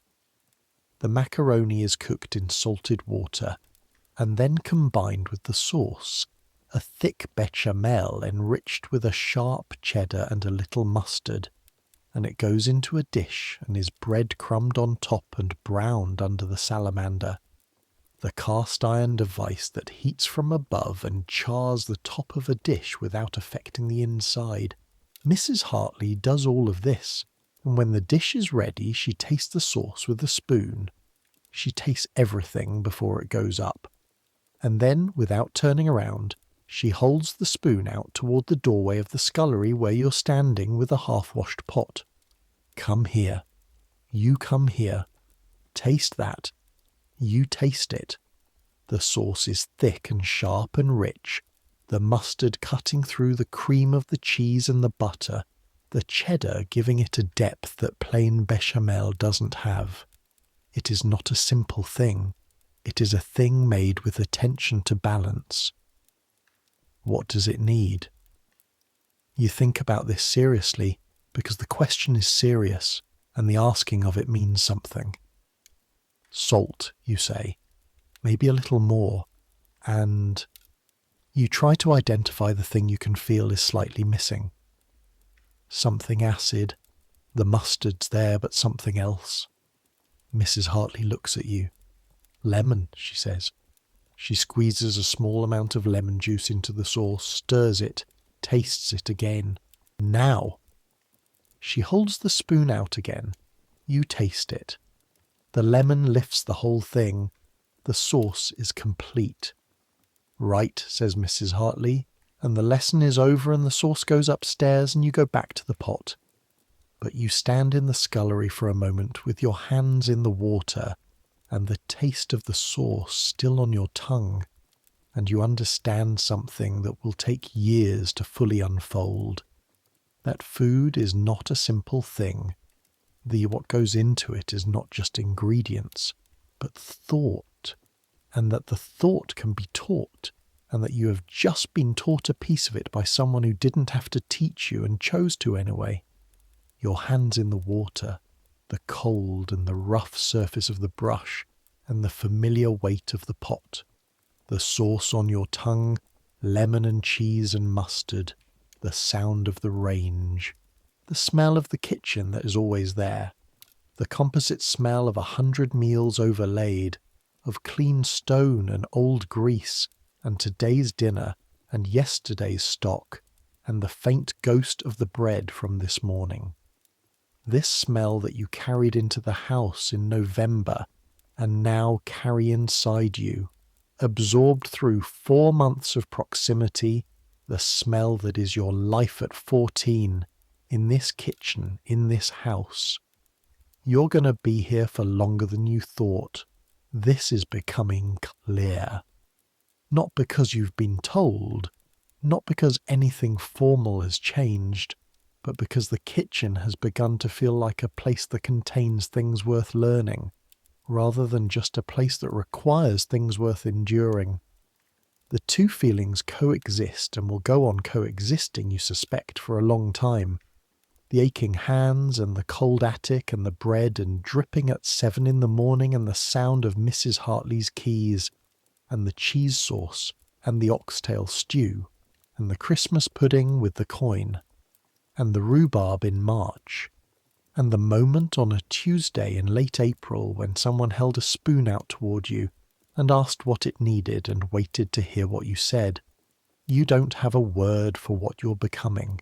You know what you are, the scullery maid, the girl, the one at the end of the table, the one who washes the pots. But inside that category, in the hours between the coal bucket and the water basin and the 9 o'clock supper, you are becoming something else as well. Something that knows the weight of a good copper pot. Something that knows the difference between a simmer and a boil, and why the difference matters. Something that knows what lemon juice does to a cheese sauce. Something that ate a spoonful of stewed rhubarb in March and understood it as the season changing. May comes in with warmth that is a genuine relief after the winter's months. The kitchen smells change again. Less of long-simmered meats, and more of the lighter, faster preparations that warm weather brings. Mrs. Hartley opens the scullery window in the mornings, and the cold that came through it in January now brings a version of outside. Bird sound and the smell of the lilac someone has planted in the garden 2 houses down. And the stone floor under your feet is not warm, but it is less aggressively cold, and the difference is enormous in a way that is disproportionate to its actual physical magnitude. Less cold is not warm. But after 6 months of less cold feeling like a luxury, you have recalibrated what counts. The asparagus arrives at the market in May. Mrs. Hartley buys it for the family. It is expensive, still relatively unusual in working middle-class households, a special thing that the Ashworths have occasionally, and that Mrs. Ashworth specifies she likes simply prepared, just steamed with a little butter. The asparagus is beautiful. You hold a bunch of it in your hands when you wash it, feeling the tightly closed tips, the slight furriness of the scales, the green of it so vivid against your red hands that the colour contrast is almost rude. You wash it in cold water and you hand it to Mrs. Hartley, and it goes into the steamer and it goes upstairs.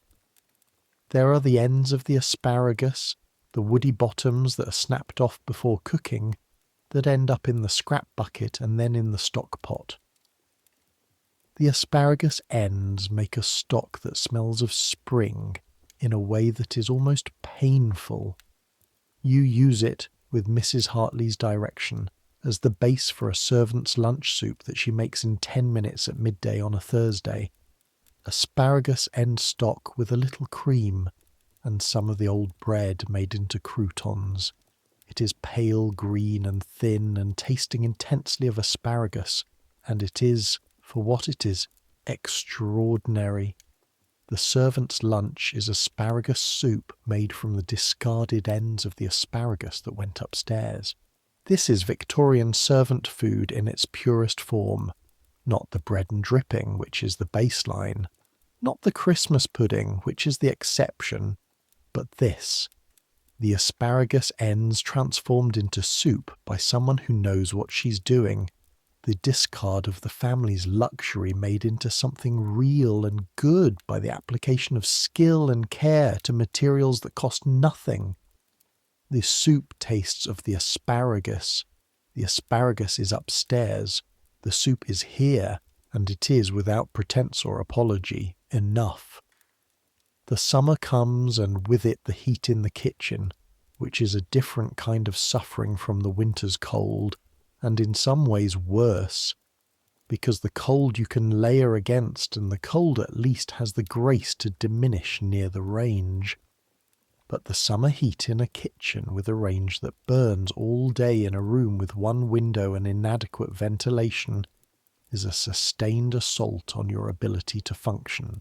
You sweat through your dress by 8 in the morning, and you work through the afternoon in a state of dampness that is permanent and sticky, and accompanied by the particular irritation of a hair escaping from your cap and sticking to your neck and face.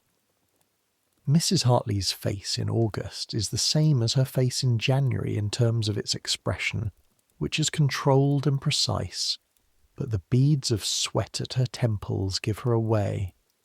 Even she finds the August kitchen difficult. She drinks more water. She directs you to keep the water jugs filled from the cold tap. She takes her morning break in the area outside the kitchen door rather than in her room, standing in the shadow of the house with a cup of tea and what appears to be a deliberate effort to exist in non-kitchen air for 15 consecutive minutes.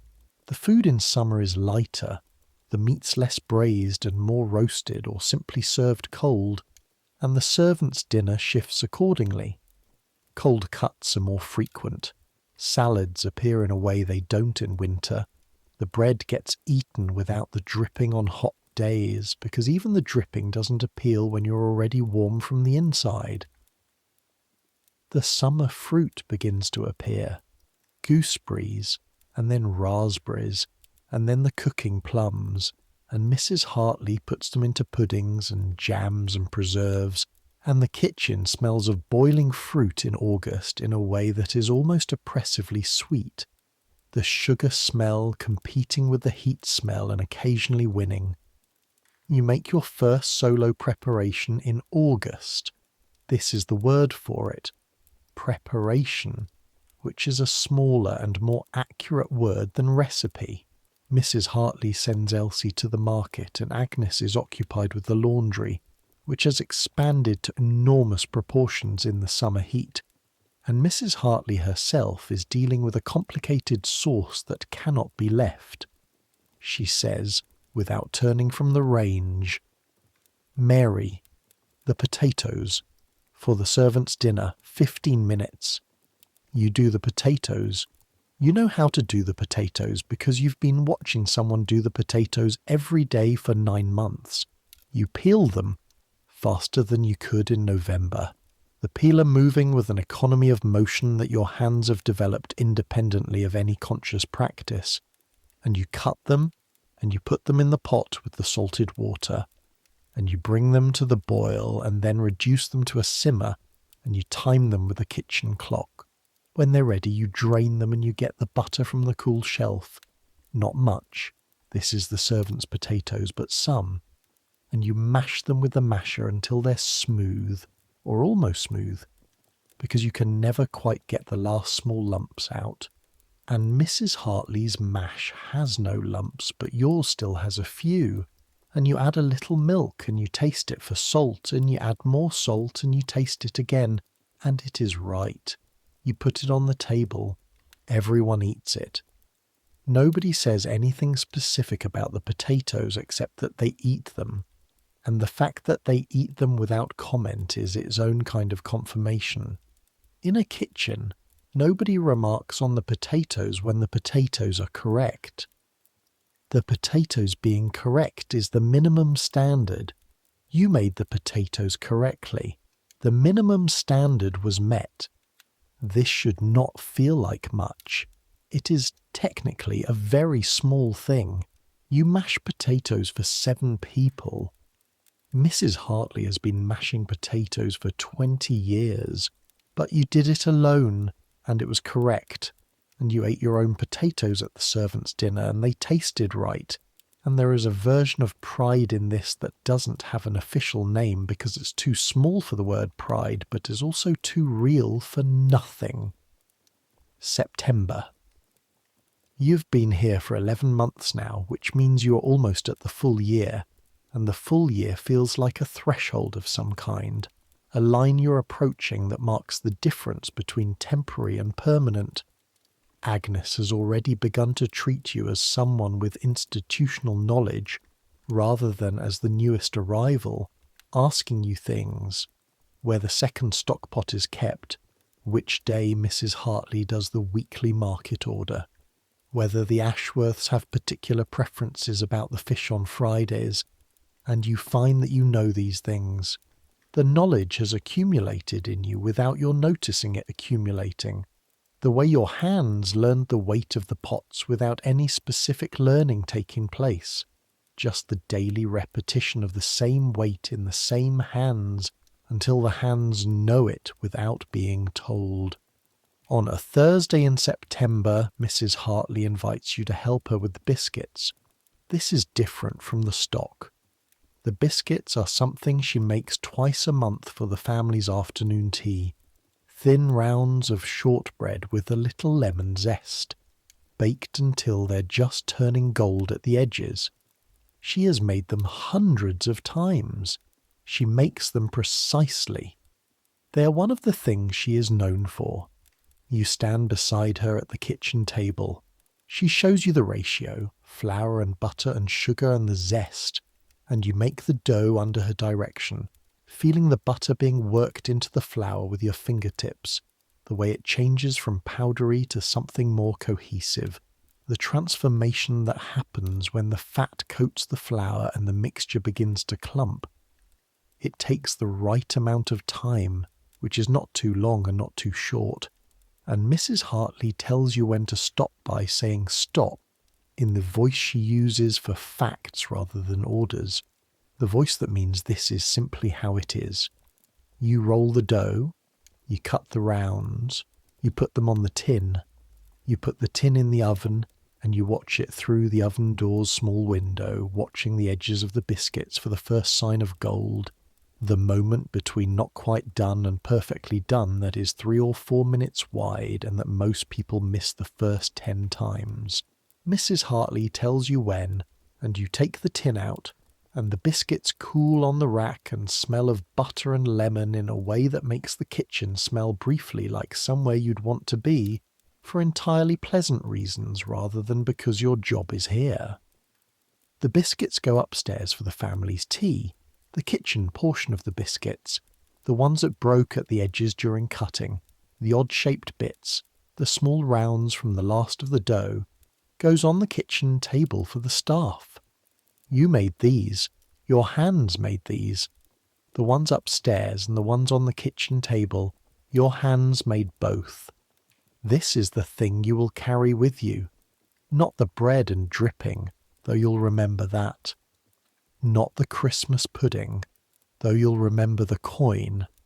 Not Mrs. Hartley's face in the firelight on Christmas Eve, though you'll remember that too.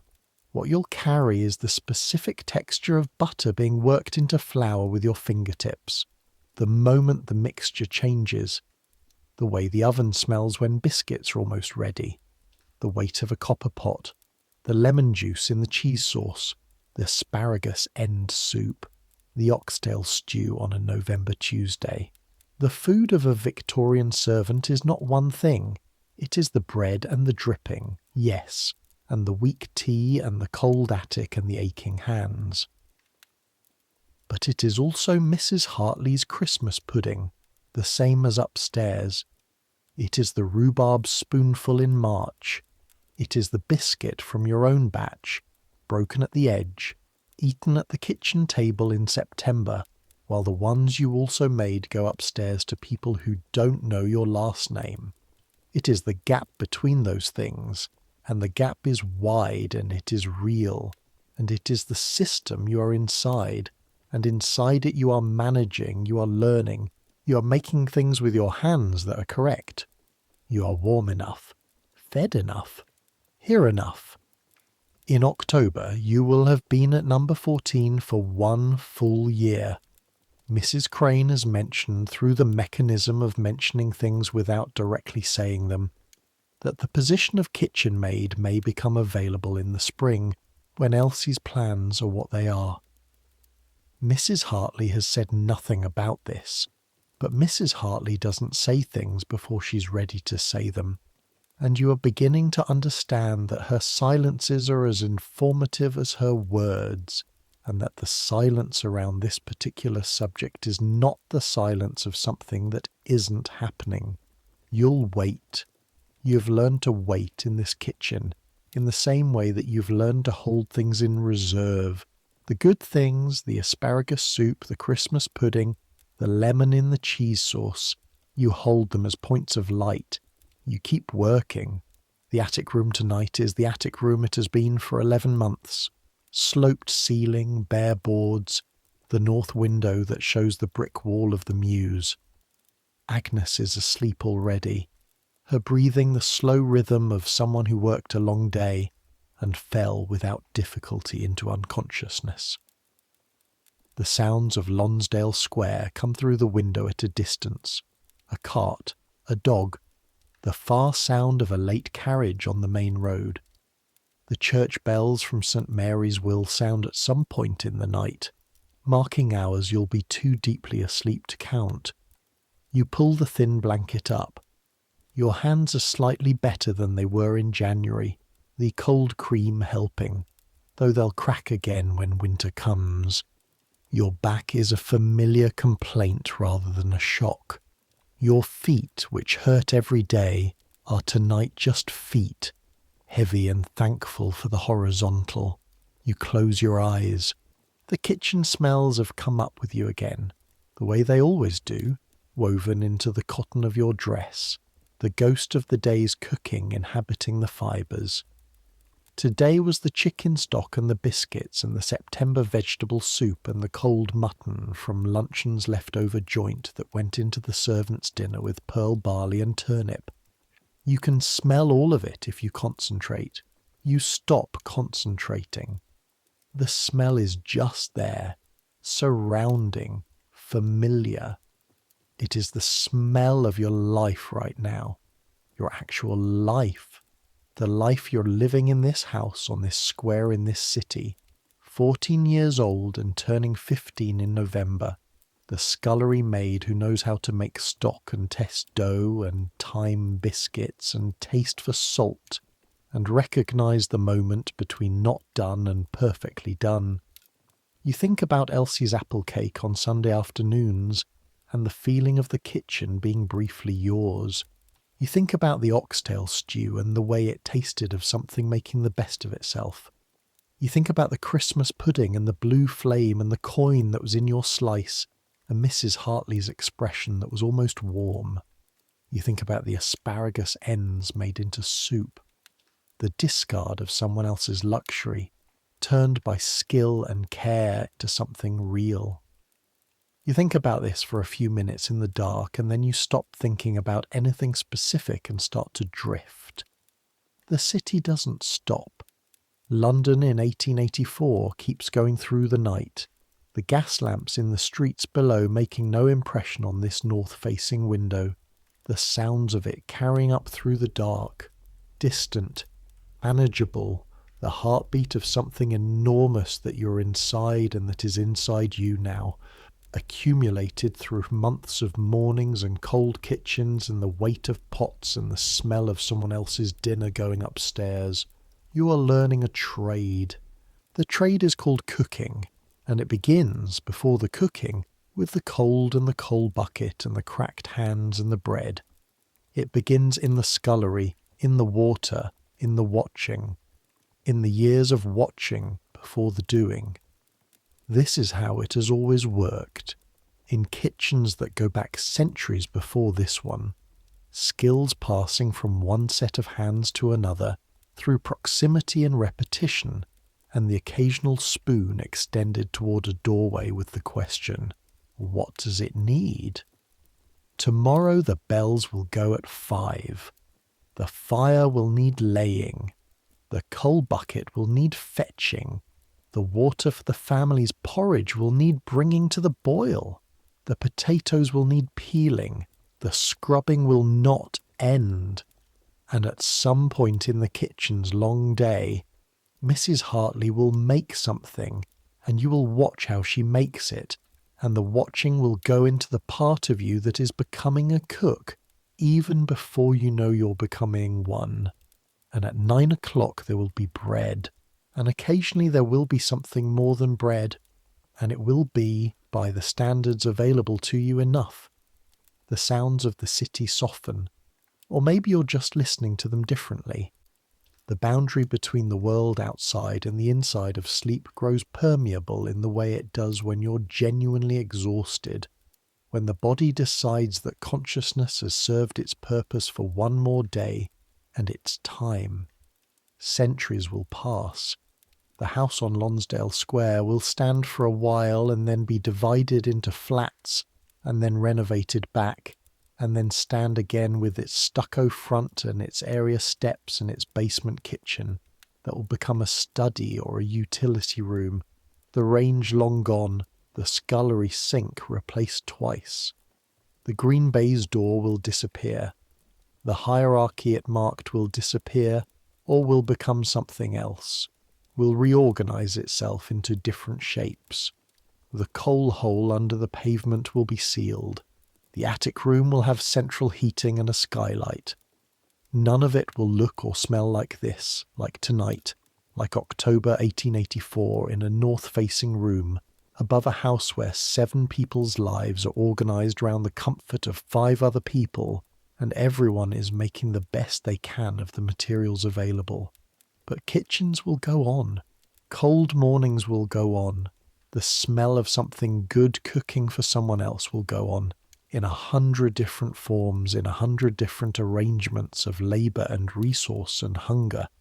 And people will go on going to sleep at the end of long days that were sometimes harder than they should have been, and sometimes, in the middle of all of it, unexpectedly, briefly, sweet. Let sleep come. Let it come the way it came to Mary Dobbins in her attic room in Lonsdale Square, at the end of her 11th month, on the good side of the year she thought might break her and didn't. Let the warmth from the blanket finally reach your feet. Let the sounds of the street become sounds of the sea, which is what they become sometimes when you are almost gone. Let your hands stop knowing what they weigh. You've been in a cold kitchen. You've smelled things being cooked for other people. You've eaten the bread and the dripping and the stew with the bits of bone in it. You've had the Christmas pudding with the coin. You've watched someone make a sauce and been asked what it needed and known the answer was lemon. You've been here. You've been in it. Now rest. Let it go quiet. Let the kitchen go dark in your mind, the range cooling, the copper pots on their hooks. Let the smell of it stay if it wants to. It's been with you all day. It can stay a little longer. It's part of you now. It's what you've been inside. The church bell, far away, strikes an hour. Doesn't matter which hour. You're already gone. Good night. But before that, before the sleep, go back. Go back to October. Because October's where it started, and October is where you need to understand things that took months to learn. Go back to the very beginning of all of it, to the morning before the first morning, to the night you arrived. You arrived on a Wednesday evening at 6:30, which means it was already dark when the cab, which was not actually a cab because you couldn't afford a cab, but rather the carrier's cart from the station that dropped several people at different addresses across Islington, deposited you and your single bag at the corner of Lonsdale Square. You'd been travelling for 6 hours. Before the train there had been the cart from the village to the station at Leeds, which took an hour and a half and was cold because the canvas over the back of the cart did not quite meet the sides, and the October wind came through the gap. Before the cart there had been the morning at home, which you don't need to think about right now. Your mother's face at the door, your sisters still in bed because they were too young to be up at 4 a.m, the bread she'd pressed into your hands for the journey. The square was lit by gas lamps. You'd never seen gas lamps before. The light they gave was slightly yellowish and slightly unsteady, and it made the white stucco fronts of the terraced houses look theatrical. as if they were painted rather than real. Number 14 was identical to the houses on either side of it. 4 stories, a small iron railing around the area below the front steps, a black front door with a brass knocker. You knew you weren't to go to the front door. The vicar's wife had been very clear about this. Servants enter by the area steps, which are the steps going down into the well in front of the basement, and the door at the bottom of those steps is the kitchen entrance. You went down the area steps carrying your bag, which was heavier than it should have been because it had the extra pair of stockings in it, and the wool under bodice, and the book your eldest sister had given you. A small volume of improving stories for working girls that you would never read but couldn't leave behind. The area was darker than the street. The gas lamp was above and behind you. At the bottom of the steps, a thin line of light came from under the kitchen door, and the smell came from under it too, the first smell of this kitchen, which was onions. Onions being cooked in fat. The particular smell that means someone is preparing the base of something, the fundamental smell of a working kitchen. You knocked. The door opened and Mrs. Hartley looked at you. She did not smile. She looked at you the way you look at something you need to assess quickly and file under the appropriate category. Her eyes moved from your face to your bag to your boots, which were the boots you'd been wearing for the previous 9 hours and which showed it. Mary Dobbins? Yes, ma'am. She stepped back and you went in. The kitchen was warm. After the October evening outside, the warmth of it was physical, almost a weight pressing against your cold face and hands. The fire in the range was going, and the smell of the onions was now also the smell of stock, a deep savoury smell from a large pot on the back burner. The kitchen table was scrubbed pale and clear. Everything in the kitchen was in its place. You could feel this, even in those first 30 seconds. The particular quality of a kitchen that is ordered by someone with standards. Nothing was out of place, nothing was dirty, everything was where it went. Supper's at 9, Mrs. Hartley said. Before that, I'll show you the scullery and the morning routine. Tomorrow you start at 5. Yes, ma'am. She looked at you for another half-second, then she said, You'll do, which was the most provisional endorsement you had ever received and yet one of the most meaningful. The supper that night, your first night, was bread and a bowl of the stock that had been simmering all day. She called it a broth, which was the right word. It was thin and clear and tasting of beef and onion, served in a ceramic bowl with a little salt and some of the day's bread, and it was the best thing you'd eaten all day because everything you'd eaten all day was the bread your mother had pressed into your hands at 4 in the morning, which was long gone by the time you got to London.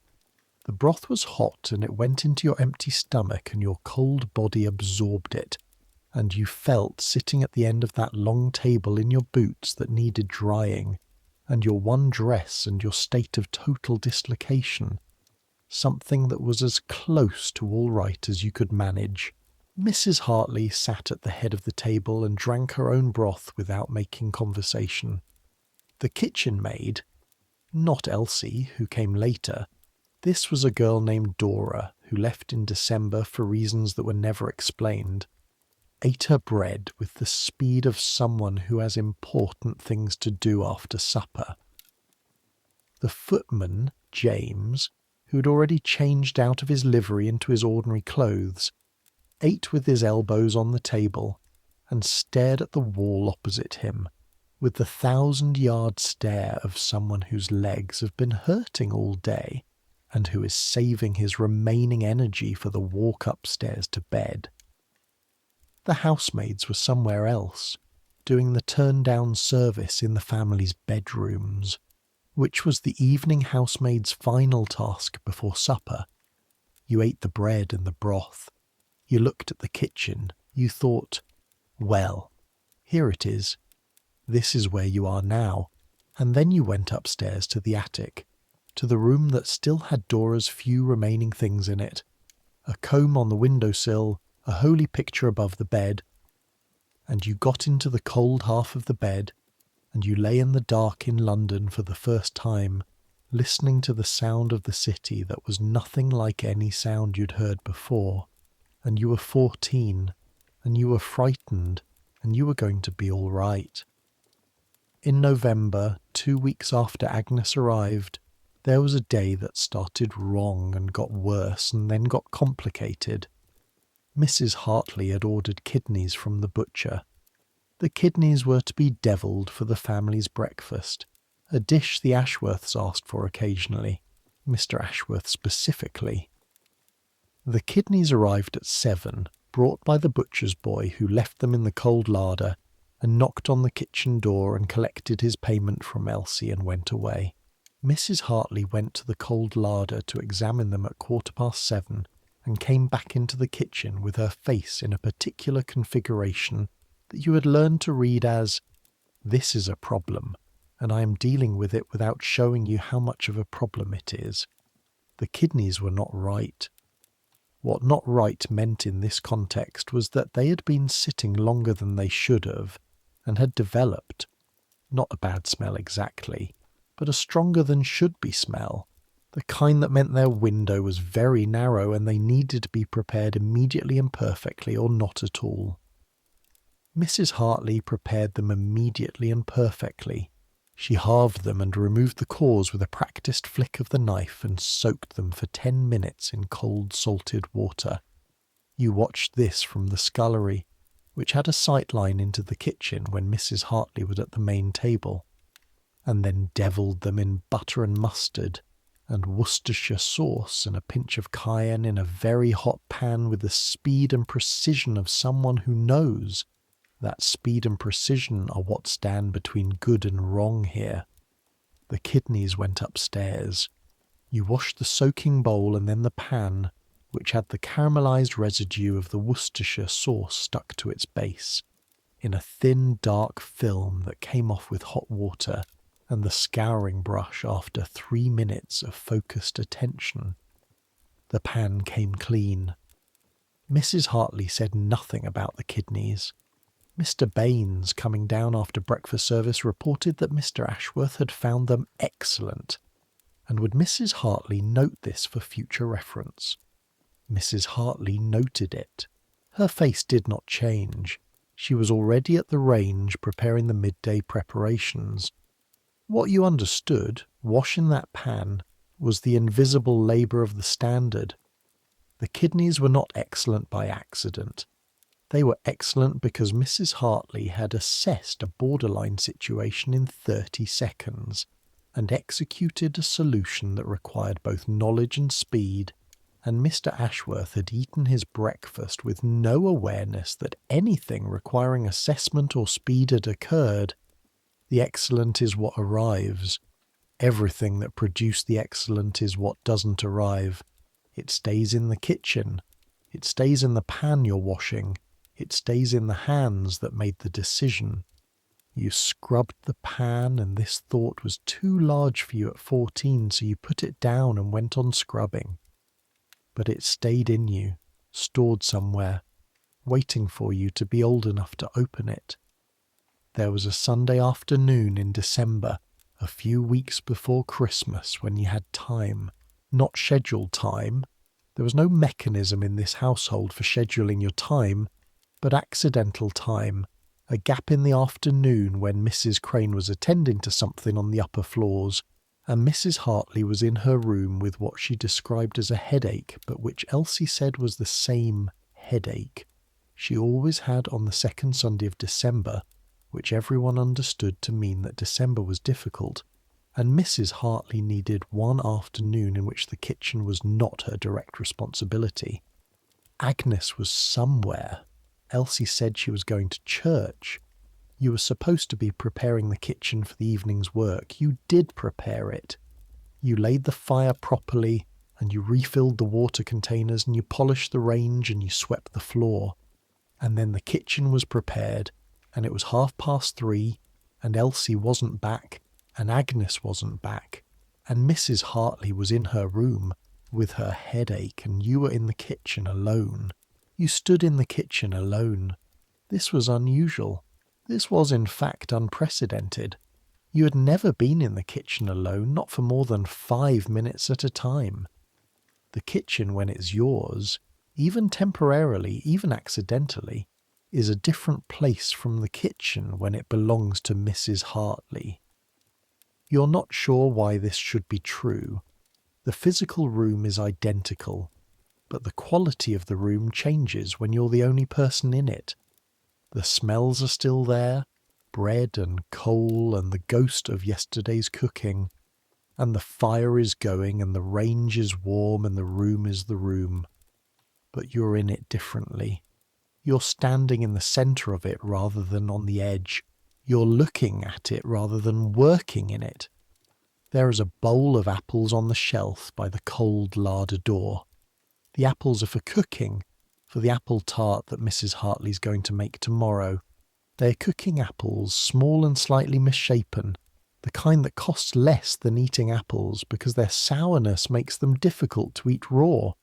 You take one and bite into it.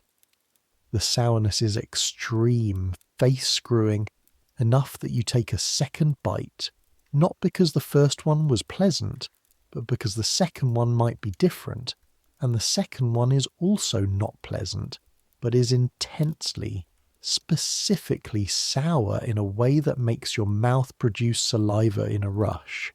And then the sourness fades, and what's underneath is the actual apple flavour, which is good, which is complex in the way that cooking apples are complex, not sweet but full. You eat the whole apple. You stand in the centre of the kitchen in the quiet December afternoon, and you eat an apple that wasn't yours to eat, and nobody sees you eat it, and it is not a grand thing, and it is not a terrible thing. It is just an apple, and you are hungry, and the kitchen is briefly yours. You feel guilty about the apple for approximately 10 minutes, and then you don't. It was one apple. The tart will have enough. Mrs. Hartley will not notice, and if she notices, she will not say anything, because Mrs. Hartley, you are learning, has a finely calibrated sense of what is worth the energy of confrontation and what isn't. And one apple, eaten by a scullery maid who's been on her feet since 5 and who hasn't eaten since 1 o'clock, is not worth the energy. You put the core in the scrap bucket and you went back to preparing the kitchen for the evening. The apple stayed in your stomach for an hour. The sourness, a pleasant reminder of having taken something for yourself. There is a market on Thursdays, not the grand markets that you'd heard about, not Smithfield or Billingsgate or Covent Garden.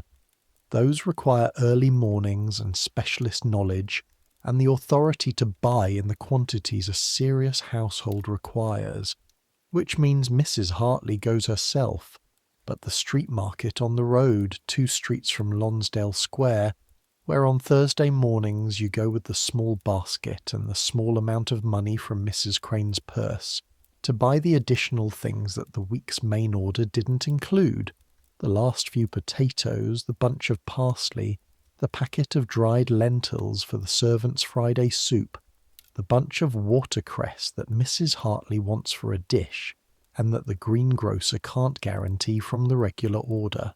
The market is yours on these Thursday mornings, in the sense that nobody from the household comes with you. You go alone, with the basket and the money, and a list in Mrs. Hartley's handwriting, and you navigate the stalls and make the purchases and bring them back. You've been doing this since February, when Mrs. Hartley decided you were trustworthy enough with the small purchases. The first few times you counted the change 3 times before handing it back to Mrs. Crane, making sure the number was right, terrified of being a penny out. Now you count it once and you're right, and you know you're going to be right because you have been right for 7 months. The market smells different at different times of year. In the winter, cold stone and the breath of horses and the particular smell of winter vegetables. turnips, swede, the dark earthiness of stored beetroot. In the spring, the sharper smell of new things, the cut grass smell of spinach, the green freshness of peas in their pods. In the summer, the overwhelming sweetness of ripe fruit mixed with the smell of things that didn't sell yesterday, the edge of rot that hovers over every market in August. In the autumn, where you are now, it smells of apples and of harvest, of the last tomatoes and the first root vegetables, of a season ending and another beginning. You buy what's on the list, but you also look. You look at things that aren't on the list, that the household doesn't buy, that go to other households or to the people who are buying their own food rather than someone else's. The oysters at the fishmonger's stall, which are cheap enough that working people eat them, a penny for 6, or you can get them from the street sellers even cheaper. The eels in the eel pie shop around the corner, which you've walked past but never gone into, the smell of hot stewed eel coming out through the door, a smell that is specific and strange and not quite like anything else. The coffee stall on the corner where a man sells coffee, and a doorstep of bread for a halfpenny, and where the working men of the street stop on their way to work in the mornings, standing with their cups in the cold, talking briefly or not talking at all. You've eaten at the coffee stall once, in March, when you had a halfpenny left from the marketing money and Mrs. Crane hadn't said anything specific about bringing back exact change. The coffee was strong and slightly bitter, and the bread was yesterday's, but it was yours. You chose it. You stood at the coffee stall like the working men stood at the coffee stall, and you drank it in the cold morning air with the market sounds around you, and it was half a penny in your own decision. This is what you are always calculating, underneath the calculating you do for the household, what belongs to you in this life. Not in terms of objects. You own very little, nothing of value, but in terms of experience. The apple in the kitchen, the coffee at the stall, the 30-minute tea break, the Sunday afternoon in a kitchen that was briefly yours, the 6pence from the Christmas pudding that you spent on ribbons at the market, and then hid in the hem of your spare dress, because where else do you keep a thing that's yours? In June, 3 events happened that formed between them something like a turning point. The first was that a woman named Mrs. Faulkner came to the kitchen door. This was a Saturday afternoon in early June, warm enough that the kitchen door was propped open to let the air through, and you heard the knock from the scullery, and Mrs. Hartley went to answer it, and you heard the conversation from the scullery door without intending to. Mrs. Faulkner was a cook from a household 2 streets away. She and Mrs. Hartley were acquainted in the way that cooks in a neighbourhood are acquainted. Not friends exactly, not rivals exactly, but colleagues in the same peculiar and demanding profession, who share information about suppliers and complain about the same aspects of the work and occasionally give each other useful things. Mrs. Faulkner had come to ask if Mrs. Hartley could spare some dried sage, as the greengrocer had not had it this week and she needed it for a stuffing tomorrow. Mrs. Hartley gave her the sage from the dry store. They stood at the kitchen door for 5 minutes and talked. You listened from the scullery. What you heard was 2 professional women discussing their work with the specific authority of people who have spent decades mastering it. They talked about a sauce that one of them had tried from a French recipe and found unnecessarily complicated.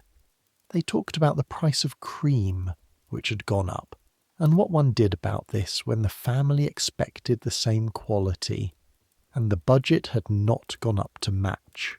They talked about a kitchen maid in another house who had burned a whole batch of pastry cases and been dismissed for it, and both of them said dismissed in a tone that indicated this was extreme, because pastry cases burn and you account for this if you're properly managing a kitchen. But they also said it in a tone that indicated that in certain households In certain conditions, extreme consequences follow mistakes that in other circumstances would simply be a lesson learned. They talked for 5 minutes, and Mrs. Faulkner took her sage and thanked Mrs. Hartley and went away. Mrs. Hartley came back into the kitchen and said nothing about the conversation. But you had heard it, the voice of the profession talking to itself, and it was different from anything you'd heard before in terms of what it told you about what it was possible to become. The second thing that happened in June was the dripping controversy. In this household, the dripping from the family's roasts, the fat and meat juices collected in the pan beneath the joint, has always been divided in a particular way. Some of it goes into the dry store reserved for cooking. The rest, usually the fat that has dripped and solidified in the pan below, goes to the servants' table, where it is eaten spread on bread. This has been the arrangement for as long as anyone currently in the house has been in the house. It is one of the informal perquisites of the kitchen, as established as Mrs. Hartley's kitchen portion of the baking. In June, the grocer delivered a bill that was slightly higher than expected, owing to a price increase on the tinned goods that the household uses for certain soups and sauces. Mrs. Crane reviewed the bill and reviewed the household budget and decided that certain economies were needed for the rest of the quarter.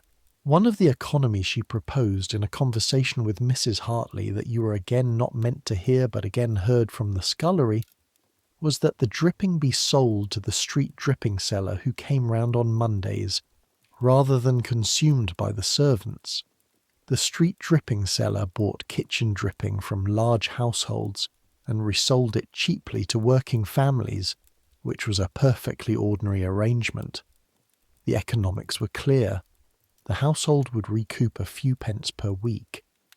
Mrs. Hartley said no. She said it without raising her voice. She said it with the flat certainty of someone identifying a position that is not negotiable. She said that the dripping was the servants', and had been the servants', and that removing an established perquisite in order to reduce a grocery bill was not something she would agree to, and that if Mrs. Crane wished to achieve the required economy, she could do so by reviewing the tea budget or the candle supply, or any other of several things that did not involve reducing the kitchen staff's food. Mrs. Crane was quiet for a moment. Then she said she would reconsider the specific economies. The dripping remained. You heard this from the scullery. You processed it for several hours while washing things. What you were processing was the fact that Mrs. Hartley had just, without apparent difficulty, defended a marginal food item on behalf of the kitchen staff against the housekeeper, who was technically her equal in the household hierarchy, but controlled the budget, which is a form of authority that tends to win arguments. She had won this argument by being completely certain and by understanding something that Mrs. Crane understood in theory, but perhaps not in the same way. That the people who work in this kitchen work very hard for very little, and that the dripping is part of what makes very little adequate rather than not enough, and that not enough in a kitchen produces turnover and resentment, and a deterioration in the quality of the work, which costs the household more in the long run than the few pence a week from the dripping seller. Mrs. Hartley had done an economic calculation of her own, and the calculation included you. You were in the calculation. You and Elsie and Agnes and the housemaids. You were accounted for in Mrs. Hartley's reckoning in a way that you had not known you were, and the bread and the dripping would continue to appear at the servants' table because Mrs. Hartley had decided they would. You ate your dripping toast at supper that night with a slightly different appreciation for it. Not dramatically different, but different. The third thing that happened in June was the garden party. The Ashworths hosted a garden party in early June. This was a large gathering, 30 or 40 guests, which required a different kind of catering from the regular household entertaining.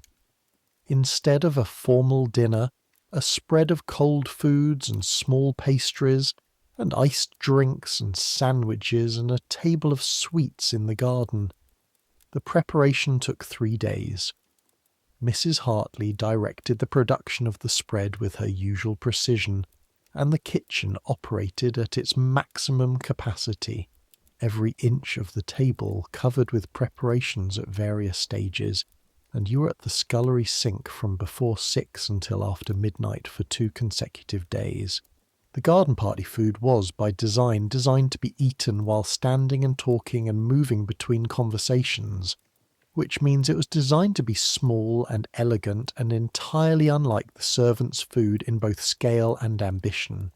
There were tiny sandwiches of smoked salmon and of cucumber, the crusts removed and the bread soft as cloth. There were small pastries with asparagus tips in them, the pastry made from the puff recipe that Mrs. Hartley reserves for special occasions because it takes an hour to make properly. There were meringues, white and crisp, sandwiched with cream. There were small iced cakes in 2 colours.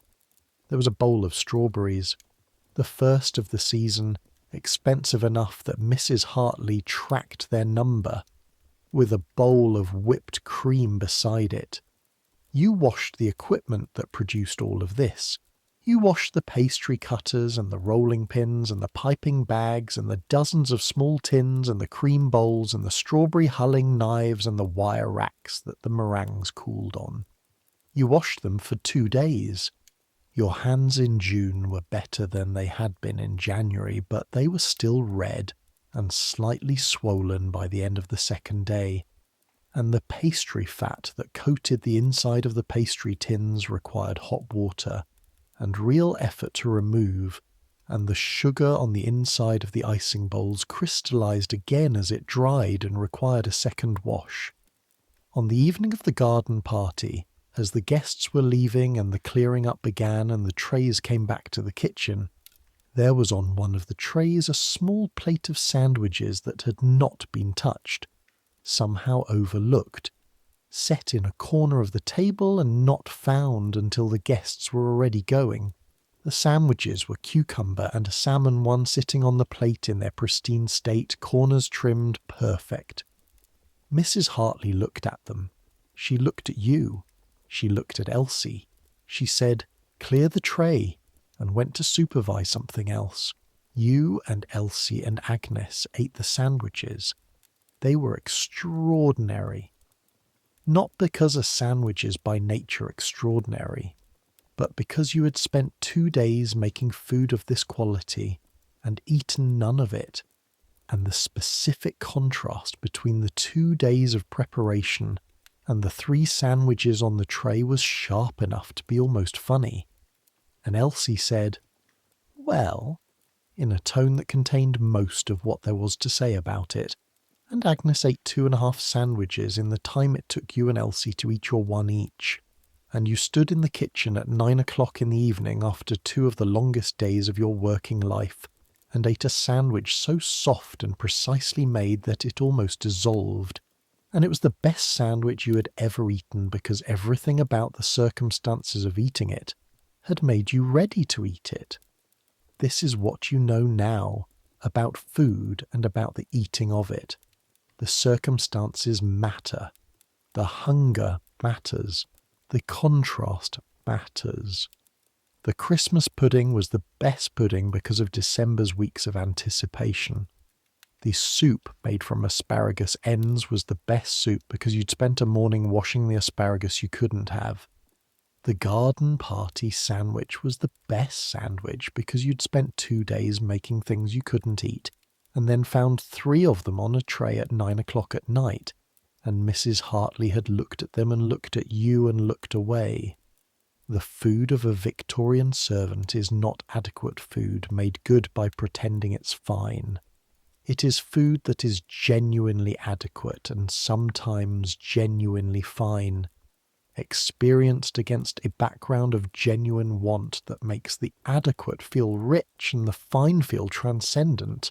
It is the economics of hunger applied to flavour. You do not need luxury if you have the contrast that makes ordinary things taste like what they are. The dripping on bread at 7 in the morning, when you've been up since 5 in the cold, is not a consolation. It is breakfast. It is what you have, and it is enough for what you're about to do. And the bread is good bread, and the dripping is flavour, and your body takes it and goes on. You have learned this. You lie in the attic in October of your second year. Your second October, which means the year has turned and you are still here, which is what you told yourself in January would be the measure. Just get to the 2nd October, and here it is. And you know things you didn't know a year ago.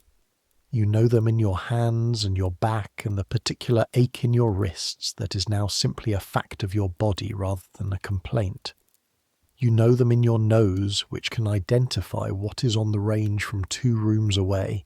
You know them in the standards you now apply to your own work, the standards that have been transmitted to you from Mrs. Hartley through months of watching and occasional instruction, and the spoon held out toward you and the question asked. The kitchen maid position is yours from March. Mrs. Crane told Mrs. Hartley, and Mrs. Hartley told you in the way she tells you things, directly, without preamble, while doing something else entirely.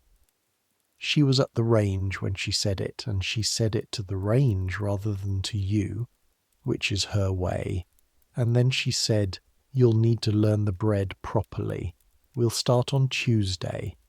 And that was that. From March, you will be the kitchen maid.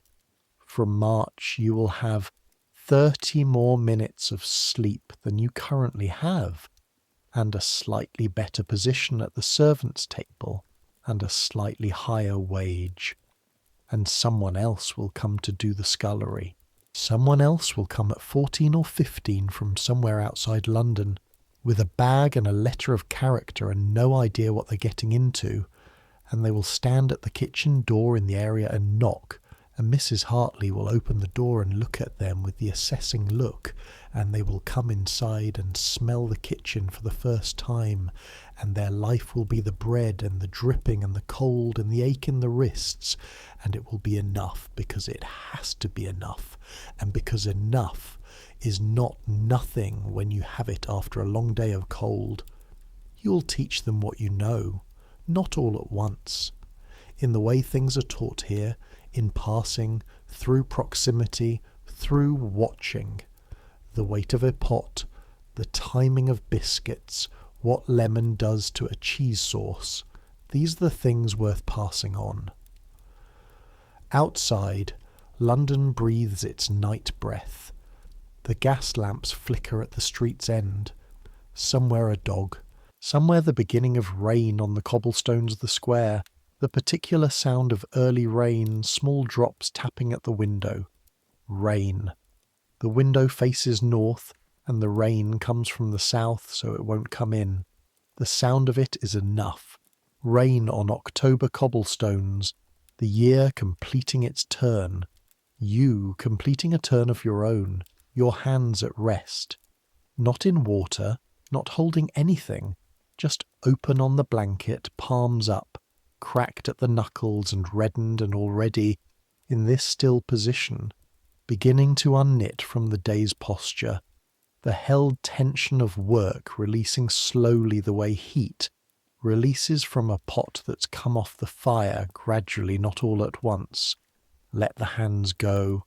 Let them be just hands, belonging to a person who is resting, in a room that is cold but not too cold, with rain on the window and the smell of a kitchen that is downstairs, not your problem right now. The bells, far away, some hour of the night, doesn't matter, count them if you like, or let them be background, the city keeping its own time around you, reliable as the turning year. You have bread. You have the knowledge of how to make bread. These are the same thing, and they are both yours. Sleep. Good night. But there's more. There's always more when you're trying to understand what it actually meant to eat like this, to live like this, at the exact bottom of a hierarchy that was as precise and layered as a geological formation, each stratum pressing down on the one below it with the weight of centuries of exactly this arrangement. Consider the question of beer, the small beer question, which sounds ridiculous if you say it like that. The small beer question, but which is not ridiculous at all if you are the person whose daily liquid intake is being discussed. Small beer is a real ale brewed to a very low alcohol content. Almost none, really. Just enough that the fermentation has rendered it safer to drink than the water, which in a city like London in 1884 is still not entirely safe despite the improvements of the last 30 years, despite the great sewage works and the filtering of the Thames water and the general progress of sanitation that the Victorian middle classes are so proud of, and that has not yet fully reached every courtyard and alley and communal pump that working people rely on. Small beer has calories in it. It has minimal alcohol, but it has body. It has grain. It sustains in a small but real way. And it appears on the servant's table at dinner as a matter of course. 2 pints per person per day being the general expectation in a household that considers itself to be running things properly. The Ashworths provide small beer. This is in Mrs. Crane's household book. 2 pints per servant per day, sourced from the brewery 3 streets away, delivered in the large earthenware jugs that live in the cold larder. The small beer is always slightly better than you expect it to be, because the brewery, which is a small local operation, makes a reasonable product, not fine, not something anyone would choose for pleasure, but honest. In the mornings the beer has a slight chill to it from the larder, and in the evenings it is room temperature, which is not ideal. Nobody comments on this. You drink it because it is part of the provision, and you do not say that you'd prefer water, because there's something about drinking small beer at the servants' table that is legible, that makes sense within the vocabulary of this life. And asking for water instead would be strange in a way that refusing bread would be strange. In summer, when the heat in the kitchen is at its worst, 2 pints is not enough. This is a fact your body establishes independently. By 3 in the afternoon on an August day when the range has been going since 5, and the scullery has no air movement, and the stone floor traps the heat from below, you have sweated out more than 2 pints, and your body knows it. There is a water jug in the scullery, filled from the cold tap that runs direct from the mains. The main advantage of this location in this house is that the kitchen has a proper mains connection, which not all kitchens in Islington do, and you drink from this jug in addition to the small beer, and nobody says anything about this because it is water, and it is there, and you are working in conditions that require it. Mrs. Hartley sees you drink it and says nothing. Mrs. Hartley in August is also drinking from the water jug, at a rate that suggests she too has assessed the situation rationally. The things that nobody says anything about accumulate into a kind of unofficial supplementary provision. The water in summer, the cold cream from the chemist for your hands in winter, the apple cake on Sunday afternoons, the spoonful of whatever Mrs. Hartley decides is distributable, when the dinner party clearing up reveals a surplus. These things are not in Mrs. Crane's household book. They are not the official provision. They exist in the space between what is required and what is humane, administered by Mrs. Hartley with the same precision she brings to the cheese sauce. Not generosity exactly, because generosity implies a gift freely given from surplus, and this is something different, a calculation about minimum function and sustainable operation. She keeps you working. She keeps you well enough to work. The cold cream and the water jug are maintenance costs. You've begun to understand this, and you've also begun to understand that understanding it doesn't make it less true that she gave you the cold cream, which she didn't have to, which cost her something, which you didn't ask for. Understanding the economics of a gesture doesn't cancel the gesture. Both things are real. There is a woman named Nora who sells hot pies outside the market on Thursdays, from a basket she carries on her arm and keeps warm with a cloth and a heated stone at the bottom. The pies are small, the size of your fist, filled with meat. You've never asked what meat, and you've learned not to ask these questions in London, about street food, about what's in things, and they cost a halfpenny each.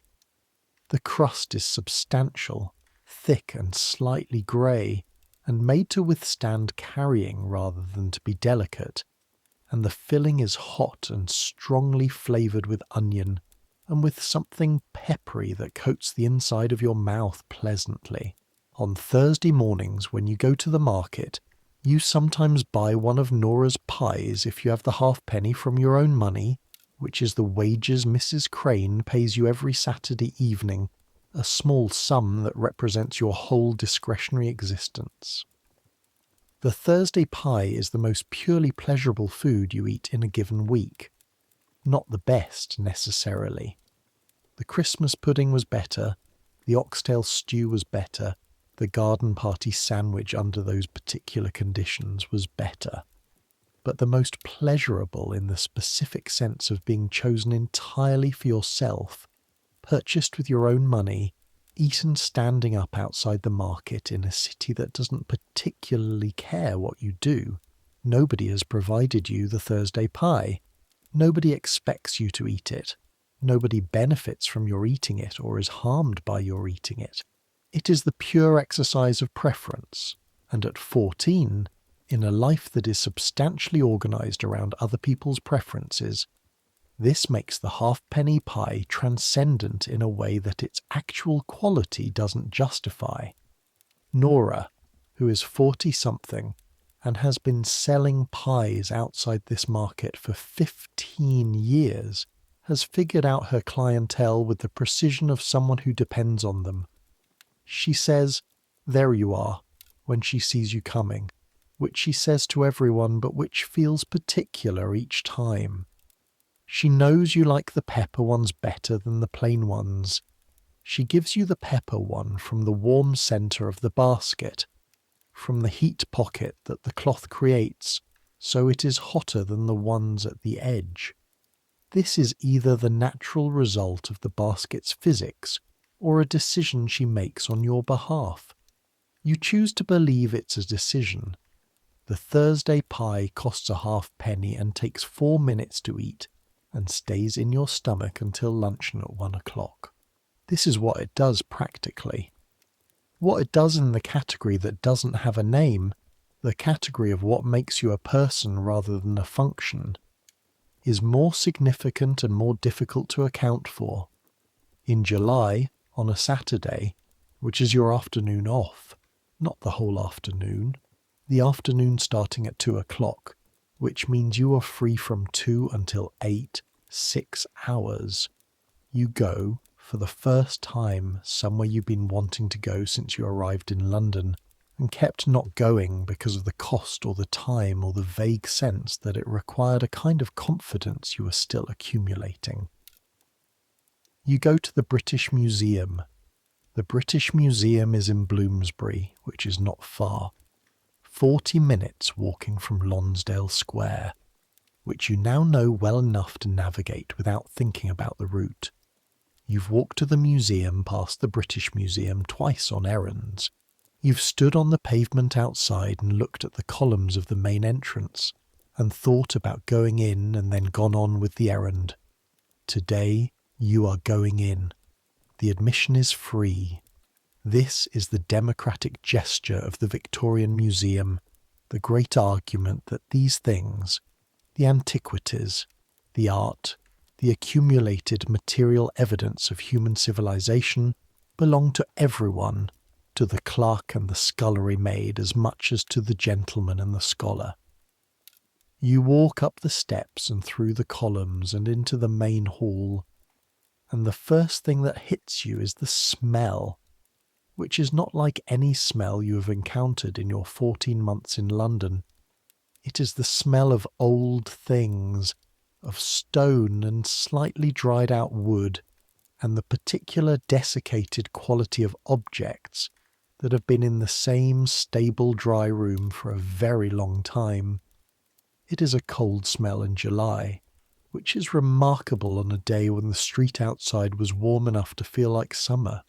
You go into the galleries, you look at the Egyptian things, the mummies, which are, you don't have a word for what they are, overwhelming in the way that very old things are overwhelming when you've had no preparation for them.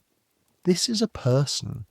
This is a person who lived 3,000 years ago and was wrapped in cloth and placed in a case, and is now here in Bloomsbury, 6 feet from you in a glass case, and you're a scullery maid from outside Leeds in a cotton dress and cracked knuckles, and you're looking at a person from 3,000 years ago, and neither of you knew this was going to happen.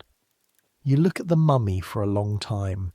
You look at the sarcophagus paintings on the case around it, the bright pigments somehow preserved, the hieroglyphs that are writing you can't read but that someone could read, that meant something to someone, that were put there with intention and care on behalf of this specific person for a specific purpose. The person was probably fed well, or probably not. You don't know anything about them. They might have been a servant. They might have been a scullery maid equivalent, someone who spent their days washing pots in a different kind of kitchen for a different kind of family, or they might have been the family. You can't know. You move through the galleries.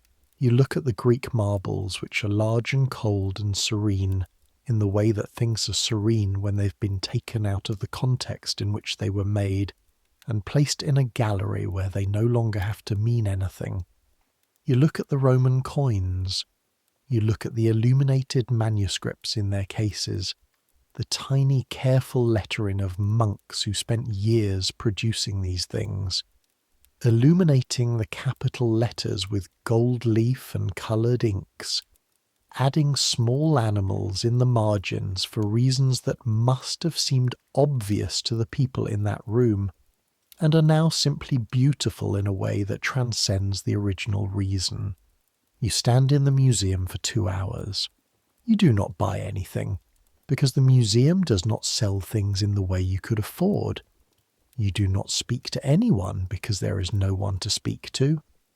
The museum is moderately busy with people who all seem to have a slightly better sense than you of where they're going and why. People with purpose, with categories, with the kind of education that gives you frameworks for objects. You don't have the frameworks. You have just the objects, and the fact that you are here in the same room as them, and that nobody has said you can't be. You walk home along the Euston Road, and then through the back streets of Islington, arriving back at Lonsdale Square at 4:30 with 2 hours still left of your afternoon, and you go down the area steps and into the kitchen where Mrs. Hartley is at the range for the evening preparations, and you put your hat on the peg and you put your apron on, and you say, "Shall I get started on the vegetables, Mrs. Hartley?" And Mrs. Hartley says, "Yes," without turning around, and that is the end of your afternoon at the museum. But the mummy stays with you. The idea of it stays with you. The person in the glass case who was once a person, who ate something every day, and whose hands were either cracked or not cracked, and who was either a servant or not a servant, and who has been in Bloomsbury for 100 years, and will be there for 100 more, long after you're gone, long after the Ashworths are gone, long after number 14 Lonsdale Square is anything like what it is right now, with its gas lamps and its green baize door and its scullery sink and its cook, who makes excellent bread and holds the keys to the dry store, and once in November gave you a tin of cold cream without explanation. This is the perspective that no one tells you about when you enter service. They tell you about the work and the wages and the provision and the character and the position and the prospects. Nobody tells you that in the middle of it, in the middle of the scullery and the coal bucket and the dripping on the bread at 7 in the morning, you will stand in a museum and look at something 3,000 years old and feel, briefly and completely, that you are part of the same continuous thing, that you are not at the end of it, that the life of someone who washes pots in London in 1884 is as much a part of the human story as the life of the person in the glass case who was wrapped in cloth by people who believed this mattered. Mrs. Hartley's bread, your mashed potatoes, the cheese sauce with the lemon. These are real. These count. This is the thought you can't quite say to anyone because it sounds too large and too abstract for a 14-year-old girl in a cotton dress in a kitchen in Islington. But that is nevertheless the thought, fully formed, arriving in the quiet of the attic room on a Saturday night in July, with the summer heat still in the bricks and the sound of the square outside. They count. In August there is a heat wave that lasts 11 days. 11 days in which the temperature in London exceeds the range of what Londoners of this era consider manageable. The kitchen during the heat wave is a specific kind of hell that Mrs. Hartley navigates with characteristic composure, adjusting the menu to reduce the time spent at the hottest part of the range, serving more cold preparations, timing the oven work for early morning and late evening when the ambient temperature is marginally reduced. The servants' dinners during the heat wave are cold. Cold boiled eggs, cold meat, bread, pickles, the cold cucumber salad that Elsie makes with vinegar and a little sugar, which is the most refreshing thing on the table and which disappears faster than anything else. 7 people extending their forks toward it. On the 6th day of the heat wave, something happens that doesn't happen at the servants' table under normal circumstances. There is ice cream. This requires explanation. Ice cream in London in 1884 is not the everyday commodity it will eventually become. Ice itself is a managed resource, kept in the ice safe in the kitchen, delivered in large blocks by the ice merchant and used primarily for keeping things cold in warm weather, for the ice for Mr. Ashworth's drinks, for the occasional cold dessert that Mrs. Hartley makes for the family. The ice is not for the servants in the ordinary course of things. The servants eat what's in their allocation, and ice is not in their allocation. On the 6th day of the heat wave, Mrs. Hartley makes an ice cream for the Ashworths' dinner. A vanilla ice, turned in the ice cream pail, hand-cranked, a process that takes 20 minutes of sustained cranking, and produces a tub of ice cream that goes upstairs in a serving bowl. In making this ice cream, as is the nature of ice cream making in a metal pail hand-cranked against crushed ice and salt, some of it freezes to the sides of the pail and cannot be cleanly extracted. The remainder in the pail, not the serving portion, the stuff frozen to the sides and the bottom, is approximately 1 modest bowl's worth of ice cream that is going to melt before morning if nothing is done with it. Mrs. Hartley calls the kitchen staff in from wherever they are and says, "Quick," and she scrapes the sides of the pail with a spoon and distributes what there is into cups, not proper dessert cups, just the ceramic mugs from the servants' table. And each of you gets about 4 spoonfuls of vanilla ice cream, soft and slightly melted at the edges, and you eat it in the kitchen in the heat wave standing around the table, and it is cold and sweet and vanillaed and extraordinary. Agnes says, "Oh God." Nobody says anything else. The cups are empty in under a minute. The heat wave continues outside. The kitchen remains hot. Everything continues exactly as it was before the ice cream. But for 1 minute in the heat of August, in a kitchen in Islington, the gap between upstairs and downstairs vanished. You ate the same thing, the exact same ice cream from the same pail, the same recipe, the same vanilla and the same cream. For 1 minute, the food that went upstairs was the food that you ate, not the broken meats or the kitchen portion or the asparagus ends or the scraps from the dinner party tray. The thing itself. 4 spoonfuls. That's what the gap was worth in the heat wave of August 1884. 4 spoonfuls eaten in under a minute, standing around a kitchen table with 6 other people who also understood without saying it that this was happening and mattered and would be over very soon. And then it was over, and the kitchen was still hot, and tomorrow there would be bread. This is the life. This is the full account of it. The heat and the cold and the bread and the dripping and the aching wrists and the cracked knuckles and Mrs. Hartley's keys and the kettle at 5 in the morning and the scullery sink and the stone floor and the asparagus ends and the Christmas pudding and the oxtail stew and the ice cream in August and the apple in December and the Thursday pie and the museum in July and the mummy in the glass case and the fact that none of it is simple, that none of it is only one thing, that the life of the person at the bottom of the table is a complete life, a life in which things happen and meaning accumulates and skills are learned and treats are eaten fast before they melt and bread at 7 in the morning after an hour of cold and coal is enough because it has to be enough, and because sometimes, on the right morning, with the right dripping, when your hands have finally stopped being quite as cold as they were an hour ago, and the fire has caught properly and the kitchen is warming, and you can smell the bread that you made yesterday, warm and good, the bread that is also yours because you made it. Sometimes it is genuinely enough. The attic room, the rain on the north window, the sound of London below. Agnes is breathing slow, your hands on the blanket, open, resting. The year will keep turning. The bread will keep being made. The cold will come back. The rhubarb will come back. The Christmas pudding will come back. The Thursday pie will keep costing a halfpenny. The dripping will remain on the table because Mrs. Hartley said so. And you will be the kitchen maid.